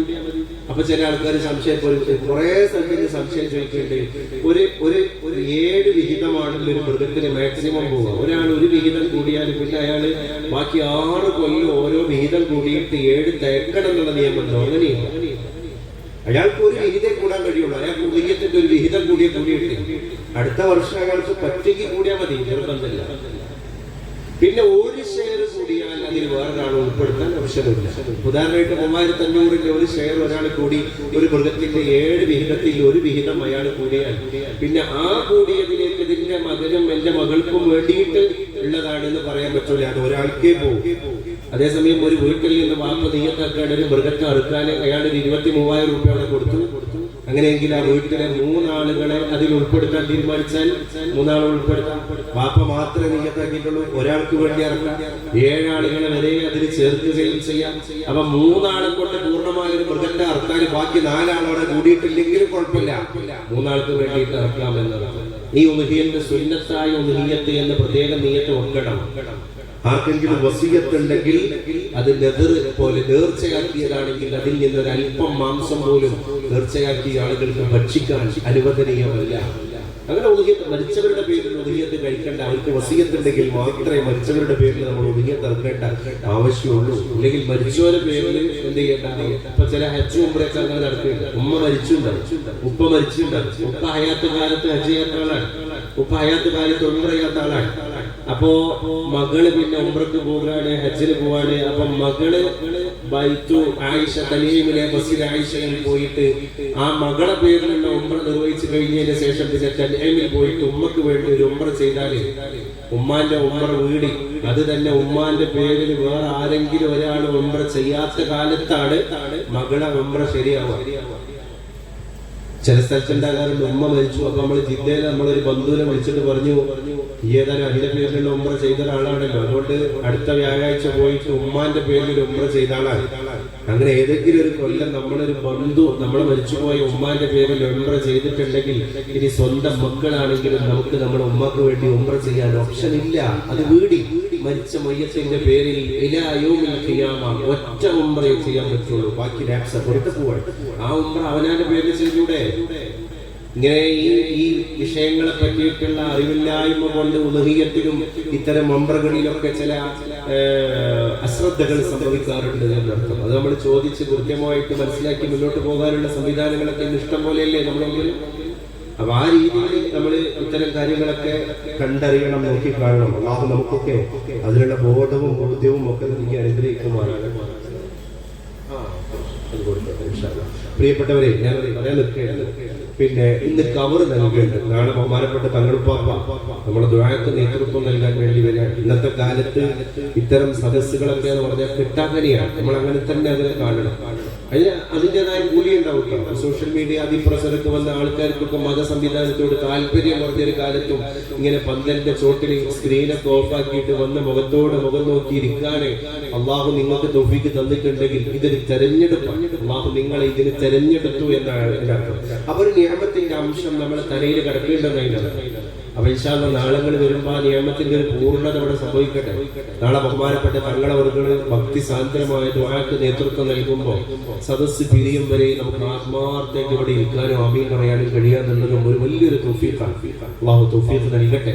നിങ്ങളൊക്കെ ദുആയിൽ ഞങ്ങളെ ഉൾപ്പെടുത്താൻ ഞങ്ങൾ നിങ്ങളിൽ കയറിപ്പോൾ അങ്ങനെ അങ്ങോട്ടും ഇങ്ങോട്ടും ദ്വാരന്നിട്ട് നമുക്ക് സ്വർഗത്തിൽ ഒരുമിച്ച് കൂടണം. അല്ലാഹു അതിന് തൗഫീഖ് തരട്ടെ. അല്ലാഹു തൗഫീഖ് തരട്ടെ. ആമീൻ യാ റബ്ബൽ ആലമീൻ. ഒക്കെ കഴിയുമല്ലോ. അല്ലാതെ എന്താ ജീവിതത്തിന് അർത്ഥം? കുറെ മനുഷ്യർ സമ്പാദിച്ചു എടുക്കാൻ നമ്മളിതൊക്കെ കൊണ്ടുപോകാം. നമ്മളെ പറ്റിയൊന്ന് ചിന്തിച്ചു. ഏത് സമയം ഒരു ഗ്യാരണ്ടി ഇല്ല. നാളെ നേരം കൊടുക്കുമ്പോൾ നമ്മൾ ഉണ്ടാവും എന്നുള്ളതിനെ പറ്റി അറിയാതെ നമ്മൾ ജീവിക്കണം അല്ലേ? അതുകൊണ്ട് ഇന്നത്തെ പോസിറ്റീവ് എനർജി എന്താണ്? ഇന്ന് രാവിലെ ഞാൻ എണീറ്റല്ലോ എന്ന ചിന്തയാണ് അത്ര ഇന്നത്തെ പോസിറ്റീവ് എനർജി. നമ്മൾ അങ്ങനെ ഒന്ന് ചിന്തിച്ചു. ഇന്ന് രാവിലെ എണീക്കാത്ത എത്ര ആൾക്കാരുണ്ടായി? ഇന്ന് ആദ്യ രാത്രി ഖബറിൽ കഴിച്ചു കൂട്ടുന്ന എത്ര മയ്യത്തുകാരുണ്ട്? ഇന്ന് ആദ്യ രാത്രി ഖബറിലാണ്. നിന്റെ വെള്ളിയാഴ്ച പള്ളിയിൽ ജുമാക്ക് എന്റെ ഫോണിലേക്ക് വന്ന വാട്സാപ്പ് സന്ദേശങ്ങൾ മയ്യത്ത് നിസ്കരിക്കുക എന്നുള്ളതിന്റെ പുറമെ മുക്രി പറഞ്ഞിരുന്നത് ഒക്കെപാടെ കൂട്ടി നോക്കുമ്പോൾ 100 ചില്ലാനുണ്ട്. അത് നമുക്ക് വന്നത് വരാത്തത് എത്ര? ഒരാഴ്ച നമ്മൾ മയ്യത്ത് നിസ്കരിക്കണത് നമുക്ക് മനഃപൂർവ്വം വന്നത് മാത്രം ഞാൻ പറയുന്നു. ഒരു ഗ്യാരണ്ടി ഇല്ല നമ്മൾ ജീവിക്കും. അതുകൊണ്ട് അറബികളെ ഹംദയുടെ രീതിയുണ്ട്. അൽഹംദുലില്ലാഹ് ലിഹാദൽ വഖ്ത്. ഈ സമയത്തിന് വേണ്ടി ഞാൻ അള്ളാഹനെ സ്തുതിക്കാണ്. അതിന് വലിയ അർത്ഥമില്ല. ഈ സമയത്തിന് വേണ്ടി ഞാൻ അള്ളാഹനെ സ്തുതിക്കുക എന്ന് പറഞ്ഞാൽ വാക്കിന്റെ അർത്ഥം ഈ സമയത്ത് നമ്മളൊരു വേദനയില്ലാതെ, ഞാൻ നേരത്തെ ഹസ്സയെ പറ്റി പറഞ്ഞു അല്ലേ, വേദനയില്ലാതെ വിഷമില്ലാതെ ഞങ്ങൾ ഇരിക്കുകയാണെന്നുറപ്പേ. ടെൻഷനില്ല, വിശപ്പില്ല, മെഡിസിന്റെ ആവശ്യമില്ല, ആശുപത്രിക്ക് പോയി കിടന്നിട്ടില്ല, ട്രിപ്പ് ഇട്ടിട്ടില്ല, സ്ട്രെച്ചറിലല്ല ഇവിടെ വന്നത്, വീൽ ചെയർ ഉന്തിയിട്ടല്ല ഇവിടെ വന്നത്, ശ്വസിക്കാൻ പ്രയാസമില്ല, ശ്വസനവായു കിട്ടാത്ത ഒരു ബുദ്ധിമുട്ടില്ല, തലക്ക് മുകളിൽ ഏതെങ്കിലും വാളില്ല. ഇങ്ങനെ ഒരു സമയം തന്നതിന് നിനക്ക് സ്തുതി. അതൊന്ന് ആഴത്തിൽ അടിച്ചു നമ്മൾ മാറും. അങ്ങനെ ചിന്തിക്കുമ്പോൾ എടുക്കാപ്പതൊക്കെ ഉണ്ടാക്കണം. അപ്പൊ അള്ളാഹുവിന്റെ ദീൻ ഇനി മക്കൾ പഠിക്കൽ അനിവാര്യമാണ്. ഞാൻ അതാണ് ഈ കാലത്തിന്റെ വിഷമങ്ങളൊക്കെ ഇവിടെ പങ്കുവെച്ചത്. അള്ളാഹിന്റെ ദീനിൽ നമ്മളെ മക്കൾ പഠിച്ചാലേ നമ്മൾ രക്ഷപ്പെടുള്ളൂ. ഖബറിൽ നമുക്കൊരു ഫാത്തിഹ കിട്ടുള്ളൂ. ആ കുട്ടികളെ അങ്ങനെ പരിവർത്തിപ്പിച്ചെടുക്കുന്ന ഒരു മദ്രസക്ക് ഇന്നത്തെ കാലത്ത് കൊടുക്കുന്ന ഏറ്റവും വലിയ സംഭാവന നമുക്ക് കൊടുക്കാനുള്ളത്. അതുകൊണ്ട് ഇന്ന് കവർ തരാണ്. നാളെ നിങ്ങൾ ഈ കാലിലെക്കോട്ട് നല്ല കരപ്പെട്ട അള്ളാഹു നിങ്ങളും മാത്രം അറിയുന്ന ഒരു സംഭാവന അതിൽ നിക്ഷേപിച്ച് സംഘാടകരോട് നിങ്ങൾക്ക് എന്തെങ്കിലും പ്രത്യേകം ആ സംഭാവനയോടൊപ്പം ദുആ ചെയ്യാനുണ്ടെങ്കിൽ അതൊരു വൈറ്റ് സ്ലിപ്പിൽ എഴുതിയിട്ട് അതിന്റെ കൂടെ തന്നെ നിക്ഷേപിച്ച് സംഘാടകർ പക്കൽ നിങ്ങൾ ഏൽപ്പിക്കണം എന്ന് സവിനയം ഓർമ്മപ്പെടുത്തുകയാണ്. വളരെ വൈകാതെ നമ്മുടെ ഓഡിറ്റോറിയത്തിന്റെ ബ്യൂട്ടിഫിക്കേഷൻ വർക്കുകൾ, സീലിംഗ് വർക്കുകളൊക്കെ പൂർത്തിയാകണം. അതൊരു പ്രൗഢിയുള്ള ഒരു ഓഡിറ്റോറിയം ആകണം. ആരെയും ആകർഷിക്കുന്ന ആർക്കെങ്കിലും നമ്മൾക്ക് കണ്ടക്ട് ചെയ്യുന്ന പ്രോഗ്രാം എന്ന ഇവിടെ തന്നെ ആയിക്കോട്ടെ, അതിപ്പോ ഉഷാറാക്കിയല്ലോ എന്ന ഈ ചർച്ചകൾ ഓരോ ഇവന്റിന്റെ ഭാഗമായിട്ട് വരണം. നമ്മളെ പരിപാടികൾ ഓഡിറ്റോറിയത്തിൽ വരണം. അത് നമ്മൾ ശ്രദ്ധിക്കണം. അത്യാവശ്യമുള്ള പരിപാടികൾ വളരെ കോസ്റ്റ് എഫക്റ്റീവ് അല്ലേ? ഞാൻ ചോദിക്കട്ടെ, ഇത്രയും റീസണബിൾ റേറ്റിൽ നാട്ടിൽ എവിടെ നമുക്കൊരു പ്രോഗ്രാം കണ്ടക്ട് ചെയ്യാൻ പറ്റുക? അപ്പൊ അഫോർഡബിൾ റേറ്റില് നമുക്കൊരു സാധനം കിട്ടുന്നുണ്ടെങ്കിൽ ആദ്യ പ്രിവിലേജ് നമ്മൾ ഇതിനാ കൊടുക്കുക. ആദ്യ പ്രിഫറൻസ് നമ്മുടെ മദ്രസന്റെ കീഴിലുള്ള ഹാളിൽ തന്നെ നമ്മളുമായിട്ട് ബന്ധപ്പെട്ട ലിമിറ്റഡ് പരിപാടികളൊക്കെ ഉണ്ടെങ്കിൽ അത് ആദ്യം തന്നെ നമ്മൾ എന്ത് ചെയ്യാം, അങ്ങോട്ട് കൊടുക്കുക. അതില് വരുന്ന ആൾക്കാർക്ക് അത് മനസ്സിലാക്കാൻ പറ്റില്ലല്ലോ. എന്ത് അവരെ ആദ്യം പരിഗണന കൊടുക്കുന്നത് നല്ല ചൊറുക്കുള്ള ഓഡിറ്റോറിയം കിട്ടായിട്ടല്ല. പിന്നെന്താണ്, അവരെ നാട്ടിലെ മദ്രസന്റെ വളർച്ചയ്ക്ക് അനിവാര്യമായ ഒരു സംഗതി അതിലൂടെ കിട്ടുമല്ലോ എന്നുള്ളൊരു ചിന്ത കൂടി അവർ ഈ പ്രോഗ്രാമിന് വേണ്ടി ഓഡിറ്റോറിയം തെരഞ്ഞെടുത്തതിന്റെ പിറകിലുണ്ട് എന്ന് വേറെയുള്ള നാട്ടിൽ നിന്ന് വരുന്നവർക്ക് അത് റീഡ് ചെയ്യാനല്ലേ ഉള്ളൂ, അത് പറയാതെ തന്നെ മനസ്സിലാക്കാവുന്നതേ ഉള്ളൂ. അപ്പൊ നമ്മൾ അങ്ങനത്തെ കാര്യങ്ങൾ ആദ്യം കാണിച്ചു കൊടുക്കാം. നമ്മുടെ പുതിയ തലമുറയൊക്കെ അങ്ങനെയുള്ള ഒരു പ്രാധാന്യങ്ങൾ കൊടുത്ത് ശീലിച്ചു. അതിന്റെ കൂട്ടത്തിലാണ് ഈ പ്രവർത്തനങ്ങളോട് നടക്കേണ്ടത്. എല്ലാവരും ഇതിനെ കൈയടിച്ച് സഹായിക്കാൻ തൗഫീഖ് നൽകി അനുഗ്രഹിക്കട്ടെ. ഞാൻ അവസാനിപ്പിക്കുകയാണ്. പ്രിയപ്പെട്ടവരെ, നിങ്ങളൊക്കെ ആത്മാർത്ഥമായിട്ട് ആമീൻ പറയാൻ ദുആയിലേക്ക് കടക്കാണ്. ഖബർ വാങ്ങുക. ഉപ്പമാരും ഉമ്മമാരും സഹോദരികൾ എല്ലാവരും വാങ്ങിയിട്ട് കലപ്പെട്ട സംഭാവനകളായിട്ട് നാളെ തിരിച്ചു വരിക. ഇത് ഈ 2 ദിവസത്തെ പരിപാടിയോട് കൂടെ ഈ ബാധ്യതകൾ അഥവാ നമുക്ക് ഇനി അങ്ങോട്ട് വരാനുള്ള നമ്മളെ കാര്യങ്ങളൊക്കെ തന്നെ വളരെ പെട്ടെന്ന് അവർക്ക് നിർവഹിക്കാൻ സാധിക്കണം. അതിന് നിങ്ങൾ എല്ലാവരും ഫണ്ട് ചെയ്യണം. അല്ലാഹു സ്വീകരിക്കട്ടെ. അൽഹംദുലില്ലാഹി റബ്ബിൽ ആലമീൻ. اللهم صل على محمد اللهم صل عليه وسلم. اللهم هذا الدعاء في مجلس الميمون المبارك المنعقد بمناسبة الاجتماع في مدرسة تنوير الإسلام يا رب العالمين. اللهم منك الإجابة فعليك التكلان وعلينا البلاء ولا حول ولا قوة إلا بالله العلي العظيم. ഉയർത്തിയ കൈകളെ തട്ടിക്കളയരുതേ അല്ലാ. തുറന്നു വെച്ച കൽബുകളെ തള്ളി മാറ്റരുതേ അല്ലാ. നീ സ്വീകരിക്കണേ അല്ലാ. റാഹത്താക്കണേ അല്ലാ. സിഹത്ത് നൽകണേ അല്ലാ. ആഫിയത്ത് നൽകണേ അല്ലാ. സലാമത്ത് നൽകണേ അല്ലാ. ആഫിയത്തും ഇസ്സത്തുമുള്ള ദീർഘായുസ്സോടെ ജീവിക്കാനും അവസാനം റാഹത്തോടെ കലിമ ചൊല്ലി സ്വർഗം കണ്ട് മരിക്കാനും ഈ സദസ്സിൽ ഞങ്ങൾ ഒരുമിച്ച് കൂടിയത് ചെലവിട്ട സന്ദർഭങ്ങൾ അല്ലാഹുവേ നീ ഒരു കാരണമാക്കി തരണേ അല്ലാ. പോയി കിടക്കുന്ന 6 അടി മണ്ണ് ഞങ്ങൾക്ക് വെളിച്ചത്തിന്റെ വീടാക്കണേ അല്ലാ. 6 അടി മണ്ണിലുള്ള ഞങ്ങളുടെ ഉറക്കം സമയം പോയതറിയാത്ത ഉറക്കമാവണേ അല്ലാ. പടച്ചോനെ ബായത്തുഷൂറിന്റെ നേരത്തെ നീ തണൽ നൽകണേ അല്ലാ. സിറാത്ത് എന്ന പാലത്തിന്റെ മുകളിൽ പതറിപ്പോകുന്ന കാലുകളാക്കി ഈ കാലുകളെ മാറ്റരുതേ അല്ലാ. ഈ കൂടിയ ശരീരങ്ങൾക്ക് സ്വർഗം വാജിബാക്കണേ അല്ലാ. ഈ കൂടിയ ശരീരങ്ങൾക്ക് നരകം ഹറാമാക്കണേ അല്ലാ. ഞങ്ങളുമായി ബന്ധപ്പെട്ടവർക്ക് സ്വർഗം വാജിബാക്കണേ അല്ലാ. ഞങ്ങളുമായി ബന്ധപ്പെട്ടവർക്ക് നരകം ഹറാമാക്കണേ അല്ലാ. ദുആ കൊണ്ട് വസിയത്ത് ചെയ്ത ഒരുപാട് ആളുകൾ ഞങ്ങളോട് ദുആ ചെയ്യാൻ പറഞ്ഞ് സംഭാവന സഹിതം അഭ്യർത്ഥിച്ച ആളുകളുണ്ട്. മരുമകന്റെ രോഗം ശിഫയാകാൻ ദുആ ചെയ്യാൻ പറഞ്ഞവരുണ്ട്. അല്ലാഹുവേ തമ്പുരാനേ, എത്രയും പെട്ടെന്ന് ആ മരുമകന്റെ അസുഖത്തെ നീ ഭേദമാക്കി കൊടുക്കണേ അല്ലാ. മല പോലെ മഞ്ഞു പോലെ ഉരുക്കി കൊടുക്കണേ അല്ലാ. മരണപ്പെട്ട ഉമ്മയുടെ പേരിൽ ദുആ ചെയ്യാൻ ഒരു അനുഭാവി 500 രൂപ സംഭാവന ചെയ്തിട്ടുണ്ട്. അല്ലാഹുവേ, ആ മാതാവിന്റെ ഖബറിലേക്ക് ഈ സംഭാവനയുടെ പുണ്യം ഈ നിമിഷം തന്നെ എത്തിച്ചു കൊടുക്കണേ അല്ലാ. അത് കിട്ടിയിട്ട് ആ ഉമ്മ സന്തോഷിക്കണേ അല്ലാ. മരണപ്പെട്ട കുടുംബ അംഗങ്ങളുടെ പേരിൽ ദുആ ചെയ്യാൻ ഒരു അനുഭാവി സംഭാവന ചെയ്തിട്ടുണ്ട്. അല്ലാഹുവേ, ആ ബന്ധുമിത്രാദികളുടെ ഹദറത്തിലേക്ക് അതിന്റെ മിഥിലി സമാപതി എത്തിച്ചു കൊടുക്കണേ അല്ലാ. അങ്ങനെ ഞങ്ങളുമായി ബന്ധപ്പെട്ട ഓരോരുത്തരും ഓരോ ഖബർസ്ഥാനിന്റെ 6 അടി മണ്ണിൽ കിടക്കുകയാണ്. അവരൊക്കെ ഞങ്ങളിൽ നിന്ന് ഈ ഹദിയയായി ഞങ്ങൾ കൊടുത്തയച്ച നന്മയെ ഇന്ന് രാത്രി തന്നെ കിട്ടിയിട്ട് സ്വീകരിക്കണേ, സന്തോഷിക്കണേ അല്ലാ. പടച്ചോനെ, അത് സന്തോഷിച്ച് കിടക്കുന്ന ഒരു മുഹൂർത്തം അവരുടെ കുടിമാടത്തിൽ നീ ഉണ്ടാക്കി കൊടുക്കണേ അല്ലാ. നാളെ ഞങ്ങൾ അവിടെ പോയി കിടക്കുമ്പോ ഞങ്ങൾക്ക് ദുആ ഇരക്കാൻ ഒരു തലമുറക്ക് മനസ്സ് വരണേ അല്ലാ. തൗഫീഖ് കൊടുക്കണേ അല്ലാ.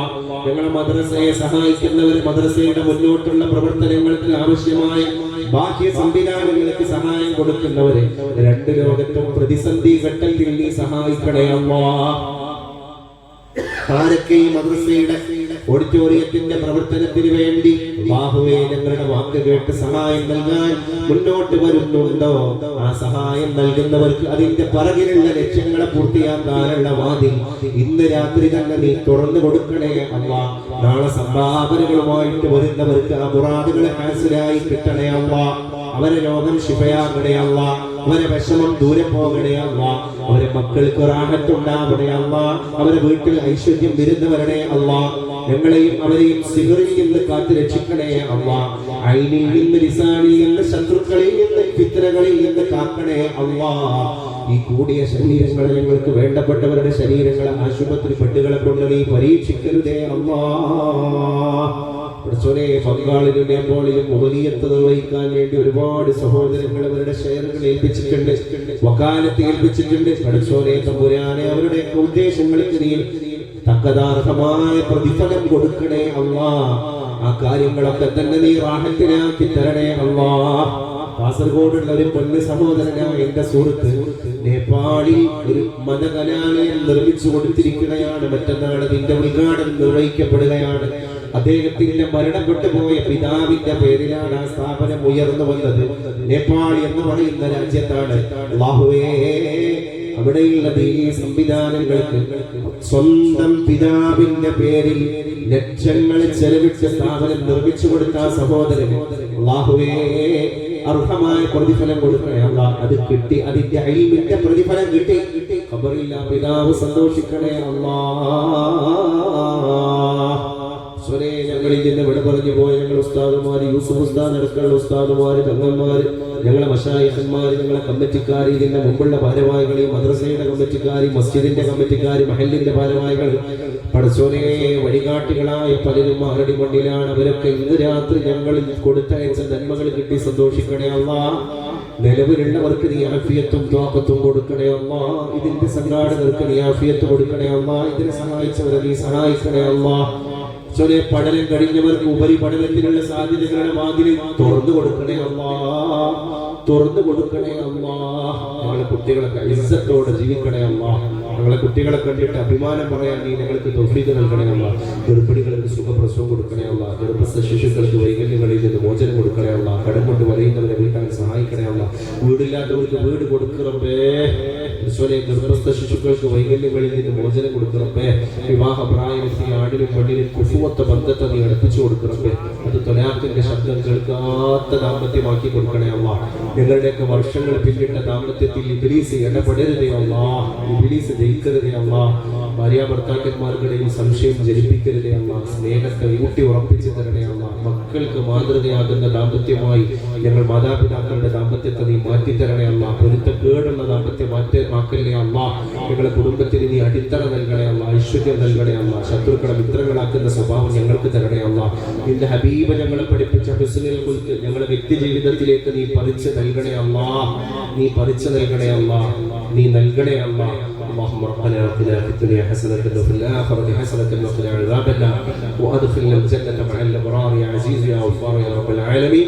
ربنا تقبل منا إنك أنت السميع العليم وتب علينا إنك أنت التواب الرحيم. آمين برحمتك يا أرحم الراحمين ويا أكرم الأكرمين. وآخر دعوانا الحمد لله رب العالمين. പ്രിയപ്പെട്ടവരെ, പിന്നെ നമ്മളെ ഞാനും ബഹുമാന്യനായ സീസാറിലെ കൂതവിയൊക്കെ നേതൃത്വം നൽകുന്ന സ്കൂൾ ഇന്റർനാഷണൽ എന്ന് പറയുന്ന കൊണ്ടോട്ടിയിലുള്ള ഒരു സ്ഥാപനം 8ാം ക്ലാസ് മുതലുള്ള ഗേൾസ് ഓൺലി ക്യാമ്പസാണ്. ഒരു 5 ഏക്കറിൽ വിശാല വിസ്തൃതമായ ഫുള്ളി എയർ കണ്ടീഷൻഡായ എല്ലാ അമ്യൂണിറ്റീസും ഉള്ള ഒരു സ്ഥാപനമാണ്. പ്രത്യേകിച്ച് മെഡിക്കൽ ഓറിയന്റഡ് വിദ്യാഭ്യാസങ്ങളാണ് അവിടെ കൊടുക്കുന്നത്. നീറ്റ് കോച്ചിങ്, റിപ്പീറ്റേഴ്സ് ബാച്ചിന്റെ നീറ്റ് ബാച്ച് എല്ലാവരും ഉണ്ട്. അപ്പൊ അങ്ങനെ മെറിറ്റോറിയസ് ആയ കുട്ടികൾ ഉണ്ടെങ്കിൽ ചേർത്ത് പഠിപ്പിക്കണം. അത്യാവശ്യം ഫീസൊക്കെ ഉള്ളതാണ്. ഇപ്പൊ സയൻസിന്റെ കോട്ട ഏകദേശം പൂർത്തിയായി. ഇനി കൊമേഴ്സ് ഹ്യൂമാനിറ്റീസിലേക്ക് മുഴുവൻ വിഷയത്തിൽ A+ നേടിയ കുട്ടികൾക്ക് നല്ല ഫീസ് ഇളവോട് കൂടെ ആ സ്ഥാപനം ഒരു പ്രത്യേക പരിഗണന, ഒരു സ്കോളർഷിപ്പ് പോലെ കൊടുക്കുന്നുണ്ട്. അങ്ങനെ ഏതെങ്കിലും മെറിറ്റോറിയസ് ആയ നല്ല ഫുൾ ബ്രൈറ്റ് കുട്ടികൾ ഗേൾസ് നമ്മളെ കയ്യിലുണ്ടെങ്കിൽ, നമ്മളെ കുടുംബത്തിലൊക്കെ ഉണ്ടെങ്കിൽ, നിങ്ങൾ പ്രസ്തുത സ്ഥാപനത്തിന്റെ അഡ്മിഷൻ നടപടികൾ ഇപ്പൊ നടന്നുകൊണ്ടിരിക്കുകയാണ്. അത്തരം കുട്ടികൾക്ക് വേണ്ടിയിട്ട് ഈവൻ 10ാം ക്ലാസ് കഴിഞ്ഞ കുട്ടികളാണെങ്കിൽ ഹയർ സെക്കൻഡറിയിലേക്ക് അവർക്ക് CA, CMA, ACCA കോച്ചിങ്ങുകൾ, അല്ലെങ്കിൽ ഇപ്പോഴത്താണെങ്കിൽ സിവിൽ സർവീസ്, PSC, UPSC പരീക്ഷയുടെ കോച്ചിങ്ങുകൾ അടക്കം ഒരു ബ്രിഡ്ജ് കോഴ്സായിട്ട് അവർക്ക് ഇതിന്റെ കൂടെ തന്നെ കൊടുക്കുന്നതാണ്. മറ്റുള്ള ഫൗണ്ടേഷൻ കോഴ്സുകൾക്കും അവർക്ക് ഉണ്ടാകുന്നതാണ്. അതൊരു പക്ക ഇംഗ്ലീഷ് ക്യാമ്പസ് ആണ്. അവിടെയുള്ള മീഡിയം ഇംഗ്ലീഷ് ആണ്, മലയാളം സംസാരിക്കാത്ത ക്യാമ്പസ് ആണ്. മഹാരാഷ്ട്രയിൽ നിന്നുള്ള കുട്ടികളുണ്ട്, കശ്മീരിൽ നിന്നുണ്ട്, അണ്ടമാൻ നിക്കോബാർ ദ്വീപിൽ നിന്നുണ്ട്. അപ്പൊ അത്തരം കുട്ടികളൊക്കെ നമ്മുടെ ബന്ധങ്ങളിലുണ്ടെങ്കിൽ നമ്മുടെ സമുദായത്തിന്റെ ഒരു ഉന്നതി ലക്ഷ്യം വെച്ചിട്ട് സ്ഥാപിക്കപ്പെട്ട ഒരു സ്ഥാപനമാണ്. അക്കാര്യം കൂടി അതിന്റെ ഒരു സമയമായതുകൊണ്ട് ഇവിടെ ഓർമ്മപ്പെടുത്തുന്നു. അസ്സലാമു അലൈക്കും വറഹ്മത്തുള്ളാഹി.